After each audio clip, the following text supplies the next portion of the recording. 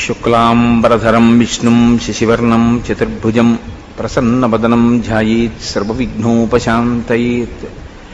గురుర్బ్రహ్మా గురుర్విష్ణుః గురుర్దేవో మహేశ్వరః గురుః సాక్షాత్ పరబ్రహ్మ తస్మై శ్రీగురవే నమః. వ్యాసాయ విష్ణురూపాయ వ్యాసరూపాయ విష్ణవే నమో వై బ్రహ్మనిధయే వాసిష్ఠాయ నమో నమః. కూజంతం రామ రామీతి మధురం మధురాక్షరం ఆరుహ్య కవితాశాఖాం వందే వాల్మీకికోకిలం. శృతిస్మృతిపురాణానాం ఆలయం కరుణాలయం నమామి భగవత్పాదశంకరం లోకశంకరం. వాగర్ధావివ సంపృక్తౌ వాగర్ధప్రతిపత్తయే జగతః పితరౌ వందే పార్వతీపరమేశ్వరౌ. సూక్తిం సమగ్రయతున స్వయమేవ లక్ష్మీః శ్రీరంగరాజమహిషీ మధురైకటాక్షైః. వైదగ్ధ్యవర్ణగుణగుంభనగౌరవైర్యాం కండూలకర్ణకుహరాः కవయోధయంతి. హైమోర్ధ్వపుండ్రమజహన్మకుటం సునాసం మందస్మితం మకరకుండలచారుగండం బింబాధరం బహుళదీర్ఘకృపాకటాక్షం. శ్రీవేంకటేశముఖమాత్మనిసన్నిధత్తాం. మనోజవం మరుతతుల్యవేగం జితేంద్రియం బుద్ధిమతాం వరిష్టం. వాతాత్మజం వనరయూథముఖ్యం శ్రీరామదూతం శిరసా నమామి. ఆపదామపహర్తారం దాతారం సర్వసంపదాం లోకాభిరామం శ్రీరామం భూయో భూయో నమామ్యహం. సింధూరారుణ విగ్రహాం త్రినయనాం మాణిక్యమౌళిస్ఫురత్తారానాయకశేఖరాం స్మితముఖీం ఆపీనవక్షోరుహాం పాణిభ్యాం అళిపూర్ణరత్నచషకం రక్తోత్పలం బిభ్రతీం సౌమ్యాం రత్నఘటస్థరక్తచరణాం ధ్యాయేత్ పరేహిదంబికాం.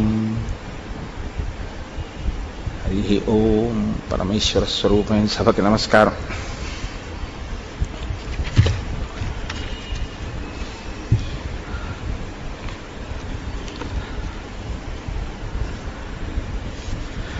నిన్నటి రోజు కార్యక్రమం పూర్తి చేసే సమయానికి శూర్పణఖ రామచంద్రమూర్తిని దర్శించినటువంటి ఘట్టం దగ్గర మనం ఆప్చేసి ఉన్నాం.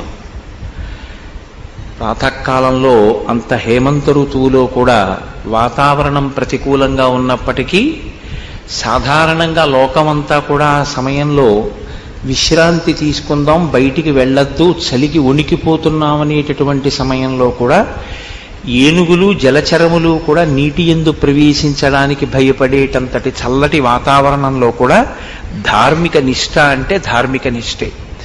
ఏది ఏ సమయంలో చెయ్యాలో ఆ సమయంలో చెయ్యడంలో రామచంద్రమూర్తి సిద్ధాస్తుడు కనుక ఆయన సూర్యోదయానికి పూర్వమే బ్రాహ్మీ ముహూర్తంలో స్నానం చేసి సంధ్యావందనాది కార్యక్రమాలని పూర్తి చేసుకుని, నిత్యాగ్నిహోత్రీకుడు కనుక అగ్నిహోత్రాన్ని పూర్తి చేసుకుని అక్కడ ఉండేటటువంటి మునులతో సద్విషయముల మీద చర్చ చేస్తున్నటువంటి సమయంలో వచ్చినటువంటి శూర్పణఖ అద్వితీయమైన సౌందర్యం కలిగినటువంటి రామచంద్రమూర్తిని దర్శనం చేసింది.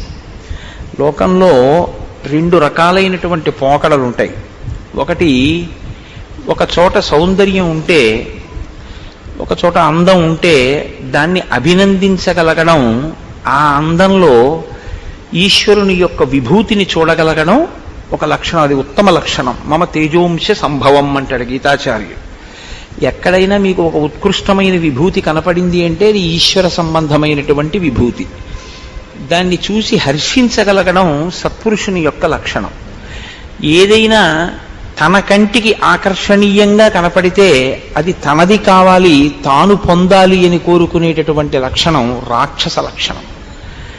తాను నిర్ణయం చేసుకోవడమే, ఇది నాకు నచ్చింది కాబట్టి నేను దీన్ని పొందుతాను. అవతల వస్తువు కూడా, అవతల వ్యక్తి కూడా తన పట్ల అలాగే ఆకర్షితుడయ్యాడా లేదా, తన పట్ల అటువంటి భావనతోనే ఉన్నాడా లేదా అన్న దాంతో సంబంధం ఏమి ఉండదు. శూర్పణఖ రామాయణం అప్పుడు ఎప్పుడో జరిగేది ఎందుకు అనుకోవడం అండి? ఇప్పటికీ చూడటం లేదు మనం. తన కంటికి నచ్చితే తాను అనుభవించాలని కోరుకోవడమే రాక్షసత్వం, అంతే. అలాంటి వాళ్ళు మీకు ఇప్పటికీ కనపట్టలేదా? తెల్లవారు లేస్తే పేపర్ల నిండా అవే, టీవీల్లో న్యూస్ నిండా అవే. కాబట్టి సింహోరస్కం మహాబాహుం పద్మపత్ర నిభేక్షణం ఆజానుబాహుదీప్తాస్యం అతీవ ప్రియదర్శనం గజ విక్రాంత గమనం జటామండలధారిణం సుకుమారం మహాసత్వం పార్థివ్యం జనాన్వితం రామమిందీవరశ్యామం కందర్ప సదృశ ప్రభం బభూవేంద్రోపమం దృష్ట్వా రాక్షసీ కామమోహిత. రాక్షసి అయినటువంటి శూర్పణఖ కామమోహిత అయింది రామచంద్రమూర్తి ఎందు. వాల్మీకి మహర్షి అంటారు, ఆమె కామమోహిత అయింది అన్న విషయం రాముడు ఇంకా పసిగట్టాడా లేదా అన్న విషయాన్ని కాసేపు పక్కన పెట్టండి. వెంటనే మహర్షి, ఆయనకి వరం ఉంది కదండి, చతుర్ముఖ బ్రహ్మగారు ఆయనకి వరం ఇచ్చారు. నువ్వు ఒక్కసారి ఆచమనం చేసి కూర్చుంటే రాక్షసులైనా సరే సీతమ్మ తల్లైనా సరే శ్రీరామాయణంలో ఏ ఏ వ్యక్తులున్నారో వారందరి యొక్క మనోగతమైనటువంటి అభిప్రాయములు కూడా నీకు తెలుస్తాయి అని వరం. కాబట్టి అసలు అలా కామించడానికి యోగ్యమైన స్థితిలో అక్కడ ఉందా పరిస్థితి. ఆ రామచంద్రమూర్తి నా చేత అనుభవింపబడవలసిన వాడు, లేదా రామచంద్రమూర్తి చేత నేను అనుభవింపబడాలి అనేటటువంటి కోరిక కలగడానికి యుక్తాయుక్త విచక్షణ ఏమైనా ఉందా ఆ శూర్పణఖ యందు? దాన్ని చాలా అందమైన మాటలతో మహర్షి ఆవిష్కరిస్తారు. ఆయన అంటారు, సుముఖం దుర్ముఖీ రామం వృత్తమధ్యం మహోదరి విశాలాక్షం విరూపాక్షి సుకేశం తామ్రమూర్తజ. ఆయనో చాలా అందమైనటువంటి ముఖమున్నవాడు. ఆయనది అందమైన ముఖము అంటే వాల్మీకి మహర్షికి అందమైన ముఖము అని కాదు. ఆయన రామచంద్రమూర్తి యొక్క ముఖాన్ని చూసినటువంటి వాడు లోకంలో అన్ని భూతములు ఆనందాన్ని పొందుతాయి. చంద్రుణ్ణి చూస్తే ఎలా సంతోషిస్తారో, ఒక ఏనుగు ముఖాన్ని చూస్తే ఎలా సంతోషిస్తారో, ఒక తామర పువ్వుని చూస్తే ఎలా సంతోషిస్తారో, రామచంద్రమూర్తి ముఖమండలం కూడా అలాగే ఉంటుంది. కాబట్టి ఆయనది సుముఖం. పైగా ఆ ముఖం నుంచి వేరు మాట వచ్చే అవకాశం ఉండదు. అసలు మనం వినాయకుడి ప్రార్థన మొదలు పెడితే ఈ మాటతోటే ప్రారంభం చేస్తాం. సుముఖశ్చైకదంతశ్చ కపిలో గజకర్ణకః లంబోదరశ్చ వికటో విఘ్నరాజో గణాధిపః అని. సుముఖ అన్న మాటకి ఉన్నటువంటి గొప్పతనం ఏమిటంటే, ఏ ముఖాన్ని చూడడం వల్ల మీకు అభ్యుదయం కలుగుతుందో ఆ ముఖం సుముఖం. అసలు అది మంచి ముఖం. లక్ష్మీస్థానాలు 5 ఒకటి ఏనుగు యొక్క కుంభస్థలం. కాబట్టి గజముఖాన్ని దర్శనం చేయడమే మీకు అభ్యున్నతి హేతు. కాబట్టి వినాయకుడి యొక్క ముఖం గజముఖంగా పరమేశ్వరుడు ఉంచడానికి కారణాల్లో అదొకటి. ఆయన యొక్క రూపాన్ని మీరు ఇలా చూడగానే, ఆ గజముఖాన్ని చూడగానే లక్ష్మీ కటాక్షం కలుగుతుంది. అంత గొప్ప ముఖం కాదు. సాధారణంగా మనం మన మనసుని పెట్టవలసి ఉంటుంది. మీరు చేతులతోటి కాళ్లతోటి చేసేటటువంటి క్రియాకలాపం అంతా దేని కొరకు అంటే, దీన్ని అడ్డుపెట్టి మీ మనసుని ఈశ్వరుడి దగ్గరికి తీసుకురావడం ప్రధానంగా ఉంటుంది. షోడశోపచార పూజా రహస్యం కూడా అంతే. సదా మోహాటవ్యాం చరతి యువతీనాం కుచగిరో నటత్యాశా శాఖా స్వటతి జడితి స్వైరమభిత అంటారు శంకర భగవత్పాదులు. నిరంతరం తిరుగుతూ ఉంటుంది మనస్సు.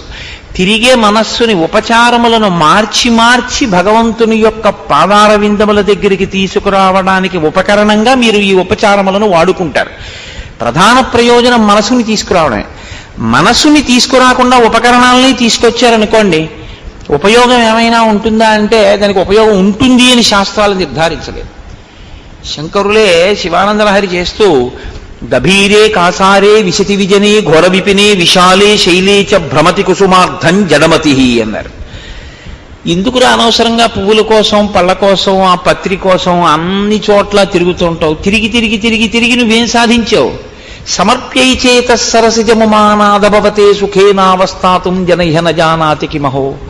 నీ మనస్సు అనేటటువంటి తామర పువ్వుని తీసుకెళ్లి పరమేశ్వరుడు యొక్క పాదముల దగ్గర పెడితే సంతోషించి నీ వెంట పడినట్టుగా నువ్వు తెచ్చిన సంభారములకు ఆయన సంతోషపడిపోయేటటువంటి వాడు కాడన్న విషయాన్ని నువ్వెందుకు తెలుసుకో? ఆయనకి కావలసింది మనస్సు.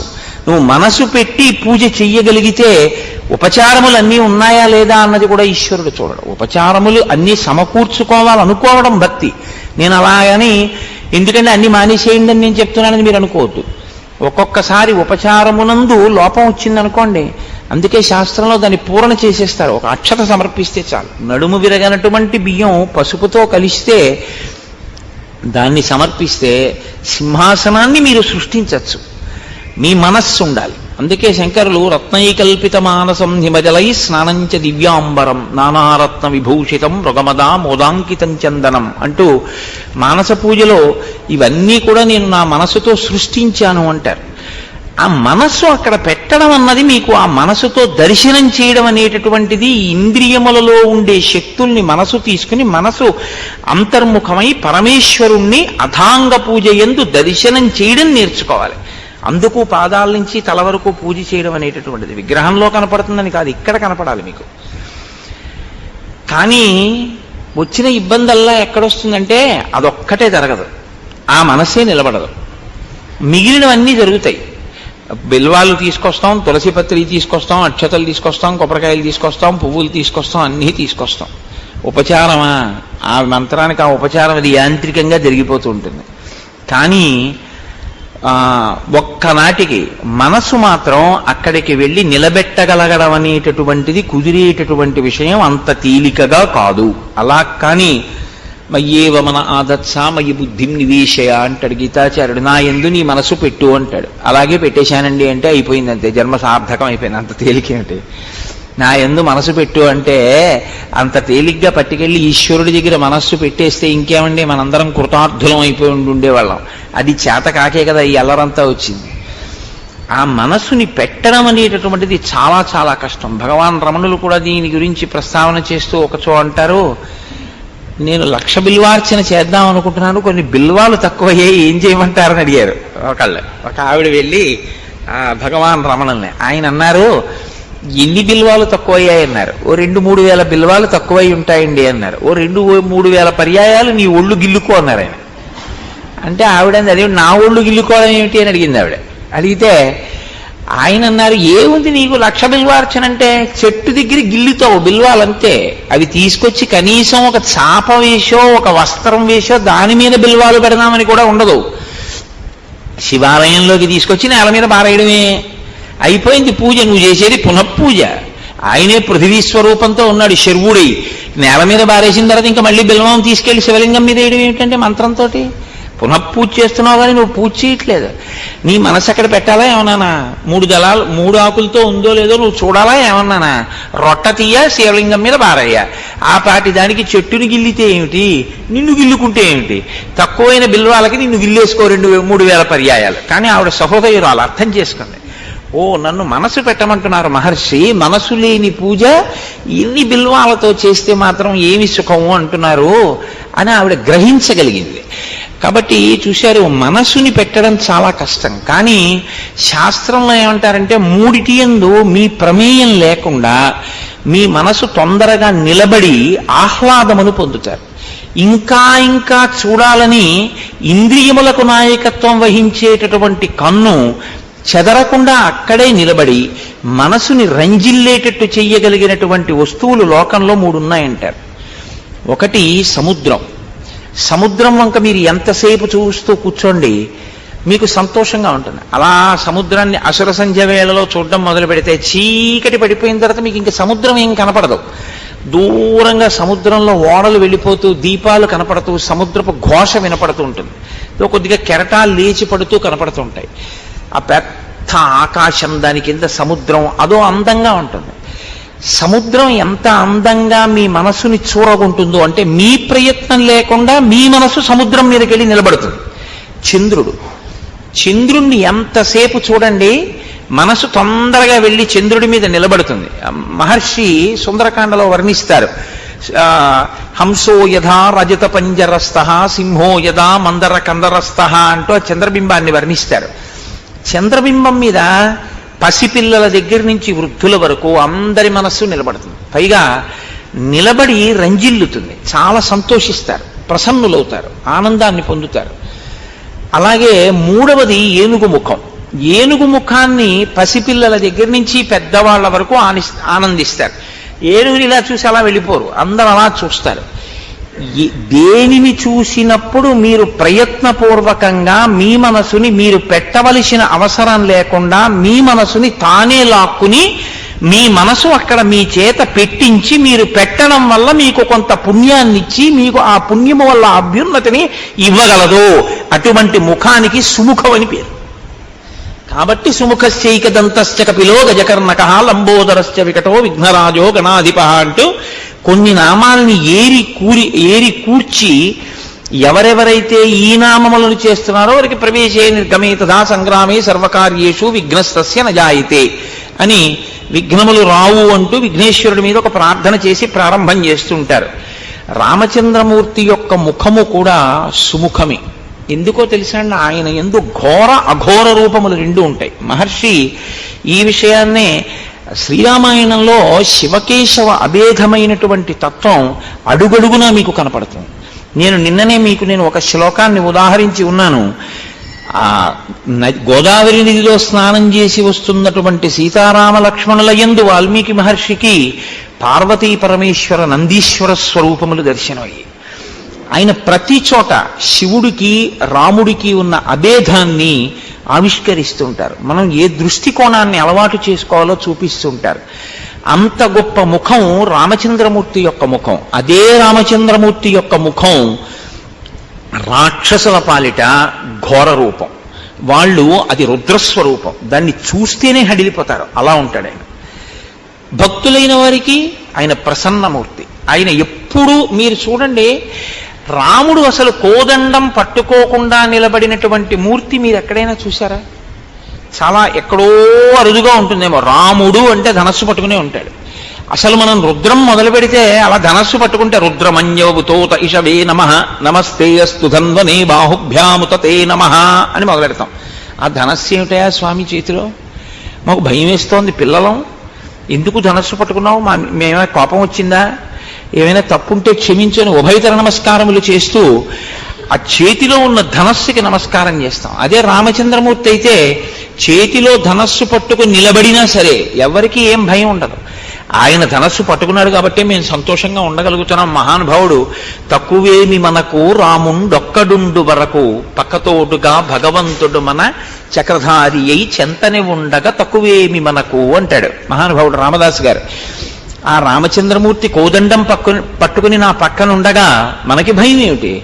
ఇంద్రియముల భయం కూడా లేదు. ఆయనే మనకి గురుస్వరూపమై మనని ఏ మార్గంలో ప్రయాణించాలో అటువైపుకి పయనింప చేస్తాడు అని లోకం నమ్ముతుంది. కాబట్టి సుముఖం ఆయనది సుముఖం, ఆవిడిది దుర్ముఖి. ఆవిడిది చాలా భయంకరమైనటువంటి దుష్టమైనటువంటి ముఖం. ఇక నేను దాని గురించి పెద్ద వర్ణించక్కర్లేదు. ప్రయోజనం లేని విషయానికి పెద్ద వర్ణన ఏమిటి? దీనికి వ్యతిరేకమైన ముఖం ఆ ముఖం. ఆ ముఖం చూస్తే కొత్త పేడ అంటుకుంటుంది ఏమైనా. వృత్తమధ్యం మహోదరి.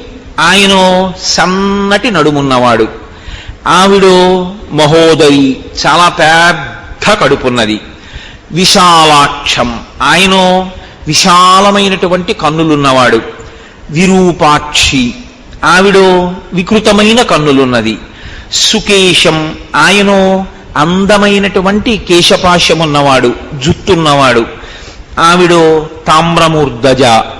ఎర్రటి రాగి జుత్తు ఉంటుందే, ఆ రాగి జుత్తు ఎలా ఉంటుందో అటువంటి చిమ్ముకుపోయినటువంటి జుత్తున్నది. పూతన సంహారంలో పోతన గారు వర్ణిస్తారు. ఆ నేలబడిపోయినటువంటి పూతన యొక్క జుత్తు వర్ణిస్తూ ఆ పక్షులు దూరేటటువంటి పొదలు ఎలా ఉంటాయో అలా ఉంటుంది అంటారు. కాబట్టి అటువంటి జుత్తు కలిగినది. విశాలాక్షం అంటే విశాలమైన కన్నులున్నవాడు. అంటే ఆ కన్నులు పెద్దవైతే మనకేమిటి అని అనిపించవచ్చు. శంకర భగవత్పాదులు సౌందర్యలహరిలో అంటారు, దృశాద్రాఘీయస్యాదరదలిత నీలోత్పల రుచా కవీయాంసం దీనం స్నపయ కృపయా మమపి శివే అనేనాయం ధన్యో భవతి నచతే హానిరియత వనేవా హర్మ్యేవా సమకర నిపాతో హిమకరః అంటారు. ఆ కన్నులతో లలితాస్వరూపానికి రామస్వరూపానికి అభేదం కదండి. రెండూ అటువంటి ముగ్ధమోహనమైనటువంటి స్వరూపాలు. ఆయన కూడా తనవారైనటువంటి వారిని, తనవారు పరాయి వారు అని ఉంటారా ఈశ్వరుడికి? అంటే ఎవరు ధర్మావలంబకులో వారు ఈశ్వరుడి వారు, ఎవరు ధర్మమునందు ప్రవర్తించరో వారు కూడా ఈశ్వరునికి సంబంధించిన వారే. భారతీ తీర్థస్వామి వెంకటాచల క్షేత్రానికి వచ్చినప్పుడు ఒక అనుగ్రహ భాషణం చేశారు. అనుగ్రహ భాషణం చేస్తూ ఒక పీఠాధిపతులు, ఒక జగద్గురువులు ఏ స్థాయిలో చెప్తారో చాలా ఆశ్చర్యంగా ఉంటుంది. ఆయన ఒక మాట అన్నారు. అసలు మనం పూజ చేసిన తర్వాత కోరుకోవలసింది ఏమిటి అంటే, ఎవరు ఈశ్వరుడి నుంచి బాగా దూరమై, వేదానికి దూరమై, ధర్మమునకు దూరమై పాపజీవనం గడుపుతున్నారో వారు వేదము చేత నిర్దేశింపబడిన మార్గంలోకి ఈశ్వరానుగ్రహంతో రావాలి అని మనం ప్రార్థన చెయ్యాలి అని చెప్పారు ఆయన. అప్పుడు లోక కళ్యాణం జరుగుతుంది. కాబట్టి ఈశ్వరుడికి అలా ఏమైనా కోపం ఉంటుందా అంటే అప్పుడు ఆయన ద్వంద్వాలకి లోనైన వాడు అవుతాడు. మరి ఈశ్వరుడు చంపడం ఎందుకండి అంటే, నేను మీతో ఒకసారి మనవి చేశాను, డాక్టర్ గారు సెగ్గడ్డ కోసేయడం ఎందుకు? సెగ్గడ్డకి ఆయనకి వైద్యం ఏం లేదు, సెగ్గడ్డ మీ ఒంట్లోంచే పుట్టింది. పోతన గారు ఆ కుష్ఠరోగం గురించి వర్ణన చేస్తూ, తన ఒంటిలోంచే పుట్టింది కదా కుష్ఠరోగం అని చెప్పి ఎవడైనా దాన్ని ముద్దు చేస్తే ఉన్న వేళ్లు కొరుక్కు తినేస్తుంది. అది అలా మన సెగ్గడ్డ కదా అని చెప్పి దాన్ని చక్కగా పెంచి పోషిస్తే అది ఒంట్లో ఉన్న నెత్తురు కారిపోయేటట్టు చేస్తుంది. కాబట్టి సెగ్గడ్డని డాక్టర్ గారు కోసేశారంటే ఎందుకు కోసేస్తారు? మిగిలిన శరీరాన్ని రక్షించాలి, అది ఉండకూడదు. ఇక వాడు ఆ శరీరంతో ఉంటే ధర్మ వ్యతిరిక్తమైనటువంటి పనులు చేసి ఇంకా ఇంకా పాపం మూట కట్టుకుంటాడు. అందుకని తీసేస్తాడు తప్ప, అది కూడా అనుగ్రహమే. నిజానికి అనుగ్రహంతో చేసేటటువంటి పనే తప్ప ఆగ్రహంతో చేసేటటువంటి పని కాదు. అందుకే పెద్దలు ఒక మాట చెప్తుంటారు, చాలామంది తెలిసి తెలియని తత్వంతోటో ఒక మౌఢ్యంతోటో ఒక మాట మాట్లాడుతుంటారు. శివుడు లయకారకుడు అంటే చంపేస్తాడు, అందున ఆయన జోలికి వెళ్ళకండి అంటుంటారు. ఆయనకి పూజ ఏమిటి? ఇది రామాయణానికి వ్యాఖ్య చేసినటువంటి వాళ్ళ కొంతమందికి కూడా అలవాటు ఉంది, అలా వ్యాఖ్యలు చేసిన వాళ్ళు ఉన్నారు. శివుడు లయకారకుడు అందుకని చెప్పి ఆయన జోలికి వెళ్ళకూడదు, ఆయనకు పూజ చేయకూడదు అని ఒక పక్షపాతంతో కూడినటువంటి మాట చెప్తూ ఉంటారు. శివుడు లయకారకుడు అంటే ఆయన చేసే ప్రళయాలలో 3వ ప్రళయం మహాప్రళయం. మహాప్రళయం చేస్తాడు అంటే చంపేస్తాడని కాదు, ఎవరెవరు ఈశ్వరుణ్ణి పొందలేకపోయారో వాళ్ళని ఈశ్వరుడు పొందుతాడు. దానికి మహాప్రళయం అని పేరు. నల్లపూసలున్నాయి, మైనపు ముద్దు ఉంది. నల్లపూసలు మైనపు ముద్దను అంటుకోలేకపోయాయి, మైనపు ముద్ద వచ్చి నల్లపూసల మధ్యలో దొల్లింది. ఇప్పుడు నల్లపూసలన్నీ ఏమయ్యాయి? మైనపు ముద్దకు అంటుకున్నాయి. కాబట్టి ఈశ్వరుని యొక్క ఎనలేని కారుణ్యానికి ప్రతీక మహాప్రళయం. మహాప్రళయం చేసేటటువంటి శంకరుడు పరమేశ్వరుడు అపారమైనటువంటి కారుణ్యమునకు ప్రతీక. మీరు అలా చెప్పవలసి ఉంటుంది తప్ప ఆయన లయం చేసేస్తాడంటే ఆయన చంపేస్తాడని మీరు చెప్పకూడదు. నిన్ననే మీతో నేను మనవి చేశాను, ఆయన స్వల్పకాలిక లయం కూడా చేస్తాడు. నిద్రాకాలిక సౌఖ్యమునిచ్చి ఇంద్రియములకు మళ్ళీ చైతన్యాన్ని శక్తిని ఇచ్చేవాడు పరమేశ్వరుడే. ఆయన అనుగ్రహం లేకపోతే నిద్ర పట్టలేదనుకోండి, నిద్ర పట్టకపోతే అన్నం సహించదు, అన్నం సహించకపోతే నిద్ర పట్టదు. ఈ రెండూ లేవనుకోండి, 3 రోజులు పోయిన తర్వాత చూసుకోండి కళ్ళు ఎంత లోపలికి ఎడతాయో. అయితే చిత్రం ఏమిటంటే, ఎంత నింద చేస్తున్నా పోన్లే పిల్లాడని ఆయన అలా ఇస్తూనే ఉంటాడు. అది గమనించిన వాడన్నాడు, జగతపితరౌ వందే పార్వతీ పరమేశ్వరౌ అన్నాడు. ఆయన తల్లి తండ్రి కదా, క్షమించేస్తాడు, ఉదారుడు అన్నాడు. కాబట్టి అటువంటి స్వభావం ఉన్నటువంటి వాడే రామచంద్రమూర్తి. పేరు మారుతుందేమో కానీ పరమాత్మ యొక్క స్వభావమునందు మార్పే ఉంటుందండి, అదేం ఉండదు. నరుడిగా ఉన్నా ఆయన తత్వం అలాగే ఉంటుంది. కాబట్టి సుముఖం దుర్ముఖీం రామం వృత్తమధ్యం మహోదరి విశాలాక్షం విరూపాక్షి సుకేశం తామ్రమూర్ధజ ప్రీతిరూపం విరూపాస. ఆయన స్వరూపమో చాలా ప్రీతి కలిగేటట్టుగా ఉంటుంది. ఆవిడదో చాలా విరూపమైనటువంటి స్వరూపం, అంటే వికృతమైనటువంటి స్వరూపంతో ఉంటుంది. సుస్వరం, ఆయన మాట్లాడితే చాలా అందంగా ఉంటుంది, వినాలనిపిస్తుంది. వినాలనిపించి మాట్లాడడం కూడా మంచి మాట అని నేను చెప్పడం చాలా కష్టం. నేనేమిటి, ఎవరైనా అలా చెప్పలేరు. వినాలనిపించేటట్టుగా మాట్లాడిన మాటంతా మంచి మాట అని మీరు అనుకోకండి. శ్రీరామాయణం అసలు యథార్థానికి వాగ్వైభవమే శ్రీరామాయణం. వాక్కు మనుష్యునకొక్కనికి ఉన్న అనుగ్రహం. ఈశ్వరుడు ఒక్క మనుష్యునకు మాత్రమే ఇచ్చాడు వాక్కు. శ్రీరామ రామ రామేతి రమే రామే మనోరమే 3 మాటలు శ్రీరామ శ్రీరామ శ్రీరామ అని వాడు విష్ణు సహస్రం చేసుకున్నటువంటి ఫలితాన్ని మనిషి పొందుతున్నాడు. ఏది సృష్టిలో ఇంకో ప్రాణిని అలా పొందమనండి? పొందలేదు. భగవన్నామని చెప్పగలిగినటువంటి భాగ్యం ఉన్న ఏకైక ప్రాణి మనుష్యుడు. కానీ ఆ వాక్కు లోపల మనస్సు పొందేటటువంటి వికారములకు అనుగుణంగా మార్చుకుని ఎటువంటి కార్యాన్ని ఎటువంటి ప్రమాదాన్ని కూడా తీసుకొచ్చిన వాళ్ళు ఉన్నారు. అందుకే జిహ్వాగ్రే వర్తతే లక్ష్మీ, జిహ్వాగ్రే మిత్రబాంధవాః, జిహ్వాగ్రే బంధనం ప్రాప్తి, జిహ్వాగ్రే మరణం ధ్రువం. శ్రీరామాయణంలోనే మీరు చూడండి, మందర మాట్లాడిన మాట ఎంత దూరం వెళ్ళింది, నారదుడు వచ్చి చెప్పిన సంక్షేప రామాయణం ఎంత రామాయణమైంది, రామచంద్రమూర్తి మాట్లాడేటటువంటి మాట ధర్మబద్ధమై ఉంటుంది. ఆయన ఒక్క మాటే మాట్లాడచ్చు, కానీ ఆ ఒక్క మాట ఎలా ఉంటుందంటే మీరు కోరి కోరి ఏరుకోవలసిన సాలగ్రామంలా ఉంటుంది. రమణ మహర్షి ఓ మాట అంటూ ఉండేవారు, సాలగ్రామం ఎక్కడ ఉంటుంది? రాళ్లలోనే ఉంటుంది. సాలగ్రామాన్ని ఎక్కడ ఏరుకోవాలి అంటే సాలగ్రామాలు దొరికేది ఏమీ ఉండదు, సాలగ్రామం రాళ్లలోనే దొరుకుతుంది. రాళ్ల మధ్యలో ఏరుకుని రాళ్లని విడిచేసి సాలగ్రామం ఏరుకోవాలి. రాముని మాటలను మీరు ఏరుకోవాలి. రాముడు మాట్లాడితే అలా ఉంటుంది, ఎక్కడ ఎంత సంక్షిప్తంగా మాట్లాడాలో అలా మాట్లాడతాడు. రాముడు మాట్లాడితే పరమ ధార్మికంగా ఉంటుంది. నడిచే దేవుడిని పేర్గాంచినటువంటి చంద్రశేఖర పరమాచార్య తరచూ ఒక మాట చెప్తూ ఉండేవారు, రాముడు ఎప్పుడు మాట్లాడినా శాస్త్రం ఇలా అంది అని మాట్లాడతాడు, ఋషులు ఇలా అన్నారు అని మాట్లాడతాడు, శృతి ఇలా అంది అని మాట్లాడతాడు తప్ప రాముడు నేనిలా అంటున్నాను అని మాట్లాడడు. అంటే తను ప్రమాణం చెప్పాలన్నది రాముడి ఉద్దేశ్యం కాదు, ప్రమాణాన్ని వైదికంగా తీసుకుంటాడు. వేదంలోంచి ప్రమాణాన్ని తీసుకుని తాను చెప్పి తాను ఆ ప్రమాణాన్ని అనుసరించేటటువంటి వాడు రాముడు. కాబట్టి ఎక్కడెక్కడ మీకు రాముని వాక్కులు వినపడ్డాయో అక్కడక్కడ మీకు స్మృతులు చదవవలసిన అవసరం లేకుండా మీరు అనుష్ఠించవలసినటువంటి ధర్మము మీకు ప్రబోధం చేయబడిందని గుర్తు. అందుకే శ్రీరామాయణం ఎందుకు చదవాలి అంటే ధర్మం తెలుసుకోవాలంటే రామాయణం చదవాలి. ధర్మం ఎందుకు తెలుసుకోవాలి అంటే అసలు నీ నరు ఉపాధి ధన్యత పొందాలి అంటే, జీవుడు ధన్యత పొందాలి అంటే ధర్మం తెలుసుకోవడానికి రామాయణం చదవాలి. కాబట్టి మాట అంటే అందంగా మాట్లాడేయడం కాదు. రావణుడు కూడా మాట్లాడతాడు, అబ్బో సుందరకాండలో ఎంత ప్రసంగం చేస్తాడో. సుందరకాండేమి ఎక్కడైనా అలా మాట్లాడతాడు. ఆయన మాట్లాడితే చాలా ప్రమాదకరంగా ఉంటుంది. మీరు చూద్దురు కానీ కొద్దిసేపట్లోనే వస్తాడు, మారీచుడితో మాట్లాడతాడు. ఎంత కర్కశంగా ఎంత దారుణంగా ఉంటుందో. ఎవరి గురించి ఏ మాట మాట్లాడడానికి నాలుకకి ఏమి నరం ఉండదు. అంటే మనం అసలు ఇలా మాట్లాడడమా అన్న వివేచన ఏమీ ఉండదు. తనకి ఎలా చిత్తం వస్తే అలా మాట్లాడేస్తాడు. రాముడు అలా కాదు, బాగా ఆలోచించకుండా మాట్లాడ్డు. ఒక్క మాట మాట్లాడాడంటే కట్టుబడిపోవడమే. ఇంకా మాట అంటే తనని తాను కట్టుకోవడం. తనని తాను కట్టుకోవడం రాముడికి వచ్చు.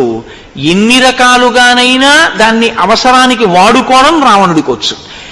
వాక్కుని మేము బాగా ఉపయోగించుకున్నాం, మా సుఖాలకి దాన్ని చాలా అందంగా మాట్లాడి మేము అందరినీ వశం చేసుకున్నాం అనుకున్న వాళ్ళు వాక్కును ఈశ్వరుడిచ్చిన దాన్ని దుర్వినియోగం చేసుకుని 10 తలలున్నా ఎలా తెగిపోతాయో, వాక్కుని సద్వినియోగం చేసుకున్నవాడు ఏ స్థితిని పొందుతాడో, ఒక్క తల ఉండి నరుడిగా పుట్టి ధర్మాన్ని అనుష్ఠించి ధర్మం మాట్లాడి యుగం మారిపోయినా ఒక నరుడిగా వచ్చినవాడు ఈశ్వరుడిగా లోకం చేత పూజింపబడి ఆ పేరు చాలు తలుచుకోవడానికి.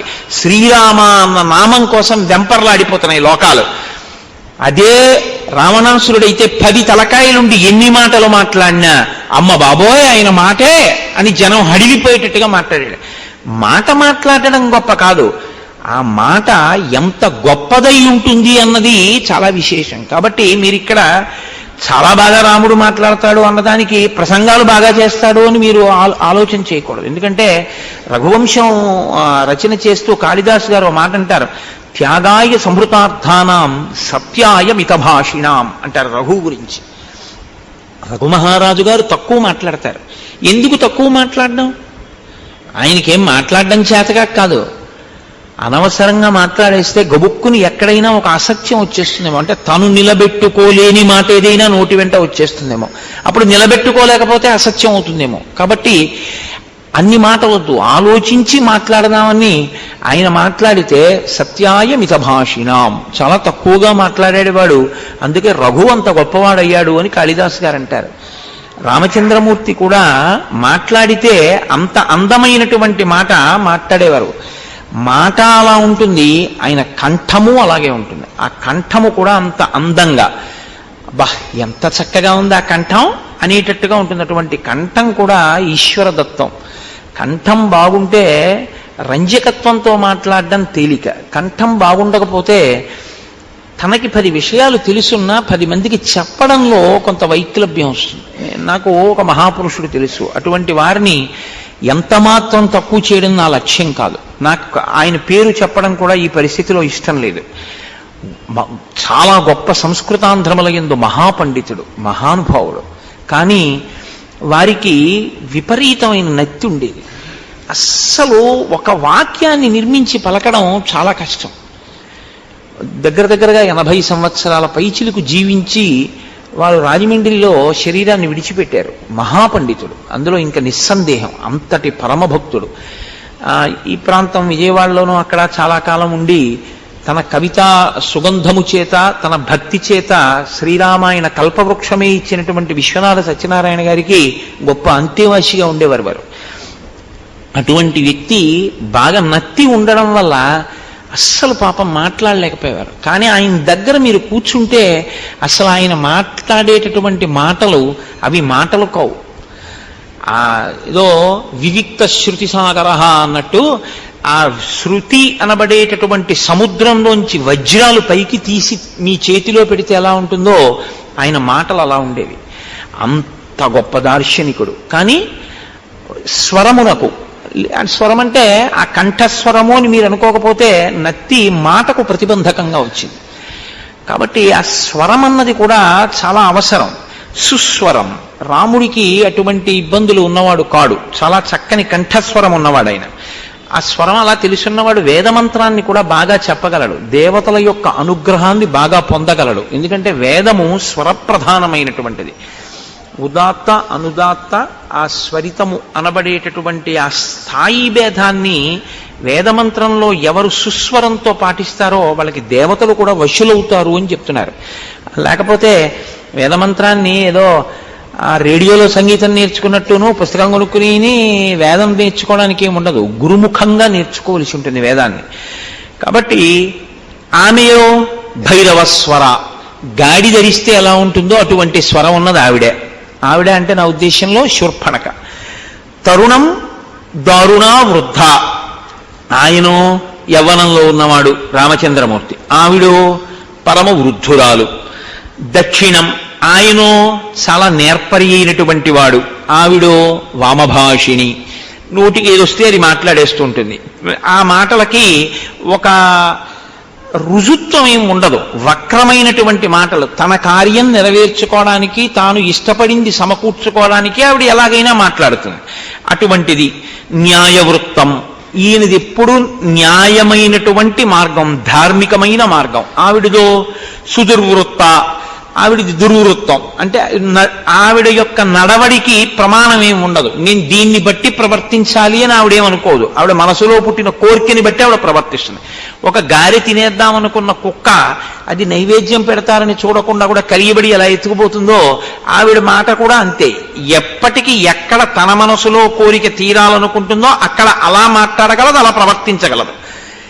ఏడవడం కూడా తన కోరిక కోసం ఏడవగలదు, నవ్వినా తన కోరిక కోసం నవ్వగలదు, లేని అందం ఉందని చెప్పగలదు, ఉన్న అవగుణాలని గుణములుగా చెప్పగలదు తప్ప అసలు తన మాటకి తన ప్రవర్తనకి ఒక ప్రమాణమును బట్టి ప్రవర్తించేటటువంటి రూపం ఉన్నది కాదు, అటువంటి నడవడి ఉన్నది కాదు. కాబట్టి న్యాయవృత్తం సుదుర్వృత్త. ప్రియం అప్రియ దర్శన, ఆయన దర్శనమేమో ప్రియమైనటువంటి దర్శనం, ఆవిడదేమో అప్రియమైనటువంటి దర్శనం. అంటే ఆవిడ్ని చూస్తేనే ఏదో ప్రమాదం వస్తుంది. లోకంలో కొన్నింటికి ఆ లక్షణం ఉంటుంది. అంత రజోగుణ తమోగుణ భూయిష్టమైనటువంటి స్వరూపాన్ని మీరు చూసినంత మాత్రం చేత ఏదో అమంగళం కలుగుతుంది. అందుకేగా ఇప్పటికీ లోకంలో కొన్నిటిని అశుభ శకునములుగా పరిగణించడం అనేటటువంటిది వచ్చింది. ఆయన ప్రియ దర్శనం, ఆయన్ని చూడడం అనేటటువంటిదే చాలా ఆనందదాయకంగా ఉంటుంది. శరీరజ సమావిష్ట రాక్షసీ వాక్యమబ్రవీత్. అటువంటి శూర్పణఖ రామచంద్రమూర్తిని చూసి మన్మధుని చేత ఆవేశింపబడింది. అంటే ఆమెకి కామము కలిగినది. ఇక్కడ మహర్షి ఒక చాలా గొప్ప మాట చెప్తున్నారు. ఇంత వృద్ధురాలైనటువంటిది, రాక్షసి అయినటువంటిది, వికృతమైనటువంటిది అందమైన రాముణ్ణి చూడగానే ఏమనుకుందంటే, ఇంత అందమైన వాడు కాబట్టి ఈయన చేత నేను భోగింపబడాలి అనుకుంది. అసలు అలా అనుకోవడం కూడా న్యాయమా? అసలు అటువంటి కోరిక పుట్టచ్చా? ఆవిడికి ఏం అక్కర్లేదు. అలా ఎందుకు అక్కర్లేదు? ఒక్కటే కారణం, పైన చెప్పారుగా. పైన చెప్పిన లక్షణాలన్నీ ఉన్నటువంటి ఆవిడికి అటువంటి ఆలోచన ఎందుకు వస్తుంది? కాబట్టి ఇప్పుడు ఎంత ప్రమాదకరమైన వ్యక్తి వచ్చిందంటే, 1000 శతఘ్నులు తీసుకొచ్చి అక్కడ పెడితే రామచంద్రమూర్తి ఒక్క అస్త్రంతో కొట్టేస్తారు, పర్వాలేదు. 1,00,000 మంది యోధులు వస్తే రామచంద్రమూర్తి కొట్టేస్తారు, పర్వాలేదు. ఒక్క శూర్పణఖ వస్తే ఆయన సీతమ్మనే పోగొట్టుకోవలసి ఉంటుంది. ఇదే అప్రియ దర్శనం. ఏమిటో తెలుసా అండి? లోపల ఉన్నటువంటి ప్రవృత్తి అటువంటిది, ఆ మనస్సుకుండేటటువంటి స్థితి అటువంటిది. ఆవిడిప్పుడు ఎలా కావాలంటే అలా మాట్లాడుతుంది. ఆ మాటల చేత, తన మనసులో ఉన్నటువంటి కోరిక యొక్క వ్యగ్రత చేత ఆవిడ ఎంత భయంకరమైన స్థితినైనా సరే కల్పించగలదు. కాబట్టి ఆవిడ రావడమే పరమ ప్రమాదకరమైనటువంటి సన్నివేశం. కానీ అవతార ప్రయోజనం నెరవేరాలి అంటే శూర్పణఖ రావడం వినా మార్గం లేదు. అందుకేగా అగస్త్య మహర్షి మహానుభావుడు, త్రికాల వీధి కనుక నువ్వు పంచవటిలో ఉండు అనడానికి కారణం ఇది. రాక్షసులు రావాలి, శూర్పణఖ రావాలి, ఆమె రావణుడి దగ్గరికి వెళ్ళాలి, రావణుడు రావాలి, సీతాపహరణం జరగాలి, అప్పుడు కాని రాముడు రావణ సంహారానికి అడుగువేయడు. కాబట్టి ఇప్పుడు శూర్పణఖ రాముణ్ణి చూసి రాముణ్ణి ప్రశ్న వేస్తోంది. ఆవిడ ఆయన్ని ప్రశ్న వెయ్యగలిగినటువంటి సత్తా ఉన్నదా అంటే, యోగ్యతాయోగ్యతల యొక్క విచారణ లేకుండా కామమోహితయ్యి మాట్లాడుతోంది. జటీ తాపసరూపేణ సభార్య శరచాపధృత్ ఆగతస్త్వమిమం దేశం కథం రాక్షస సేవితం కిమాగమనకృత్యంతే తత్ త్వమాఖ్యాతుమర్హసి. నీవు జటివై జటలు కట్టుకుని ఉన్నావు, తాపసి ఎలా ఉంటాడో అలా ఉన్నావు. పక్కన భార్య ఉంది. ఇంతకన్నా దారుణం ఏమిటంటే, పక్కనున్న ఆవిడ భార్య అని ఆవిడికి తెలుసు, ఆయన నరుడు అని తెలుసు. భార్య పక్కన ఉండగా ఈమె ఆయన యందు కామమోహిత అయింది. శరచాపధృత్, ధనుర్బాణాలు పట్టుకున్నావు. జటిగా ఉన్నావు కాబట్టి తాపసి అనుకోవాలా? ధనుర్బాణములు పట్టుకున్నావు కాబట్టి నువ్వు రాజు అనుకోవాలా? పక్కన భార్య ఉంది, నాకు సందేహాస్పదంగా ఉంది ఈ విషయాలన్నీ. అప్పుడు మీరెవరు, ఎందుకు ఇక్కడ ఉన్నారో ఇది కాదు. ఆవిడ అడగడమే అసలు అవతల వారిని శంకించేటటువంటి రీతిలో. ఏమంటే నేను ఆ ఊళ్ళో ఉన్నప్పుడు వారికి 80 సంవత్సరాలు, ఇప్పుడు కులాసాగా ఉన్నారా వారు అని అడగడం ఒకెత్తు. అప్పుడే 80 ఏళ్ళు, ఆయన ఇంకా ఉన్నాడా చచ్చిపోయాడండి అని అడగడం ఒకెత్తు. అంటే మనస్సులో భావన పవిత్రమైతే వాక్కు పవిత్రంగా ఉంటుంది, మనసులో భావన అపవిత్రమైతే వాక్కు కూడా అలాగే ఉంటుంది. అందుకే వాక్కు చాలా పదిలంగా ఉండాలి, చాలా పవిత్రంగా ఉండాలి. కొంతమంది నోటితో ఆయన చచ్చిపోయారండి అని కూడా అనరు, ఆయన శరీరం విడిచిపెట్టారండి అంటారు. ఎంత మంగళప్రదంగానూ ఉంటాయి ఆ వాక్కులు. అసలు ఆ నోటి వెంట మీరు చాలా పరుషమైనటువంటి మాట విందాము అంటే మీకు వినడం కుదరదు. ఎందుకంటే ఆయన నోటి వెంట రాదు ఆ వాక్కు. ఆయన ఎంత పరుషమైన సందర్భాన్ని కూడా అంత సరళంగా, అంత పవిత్రంగా, అంత మంగళప్రదంగా, అంత అందంగా మాట్లాడగలడు. ఎందుకంటే ఒకటే కారణం, వాక్కు అలా మనస్సు ఒకలా ఉండడం కారణం కాదు, ఆయన మనసు అలా ఉండడం వాక్కు అలా ఉండడానికి కారణం. కాబట్టి ఇక్కడికి ఎందుకు వచ్చావు, నాకు తెలుసుకోవాలి అని కుతూహలంగా ఉంది, ఏది చెప్పు, ఎందుకు చెప్పాలి నీకని అడిగితే ఆయన నీకెందుకు చెప్పాలి అని ఆయన అడగచ్చు, కానీ ఆయన అలా అడగడం. అంటే ఇక్కడ మహర్షి ఒక అద్భుతమైన మాట ముందు చెప్పారు రాముడి గురించి. చెప్పి ఆయన ఏం మాట్లాడుతున్నారో చెప్తున్నారంటే, ఈ సంఘటన జరగబోయే సందర్భాన్ని మీరు జాగ్రత్తగా పరిశీలనం చేయవలసి ఉంటుంది. మీరు ఎప్పుడు రామాయణాన్ని పరిశీలనం చేసినా నేను మీతో మనవి చేసేది ఏమిటంటే, చిలవలు పొలవలు చేసిన వ్యాఖ్యానాలుగా చూడద్దు.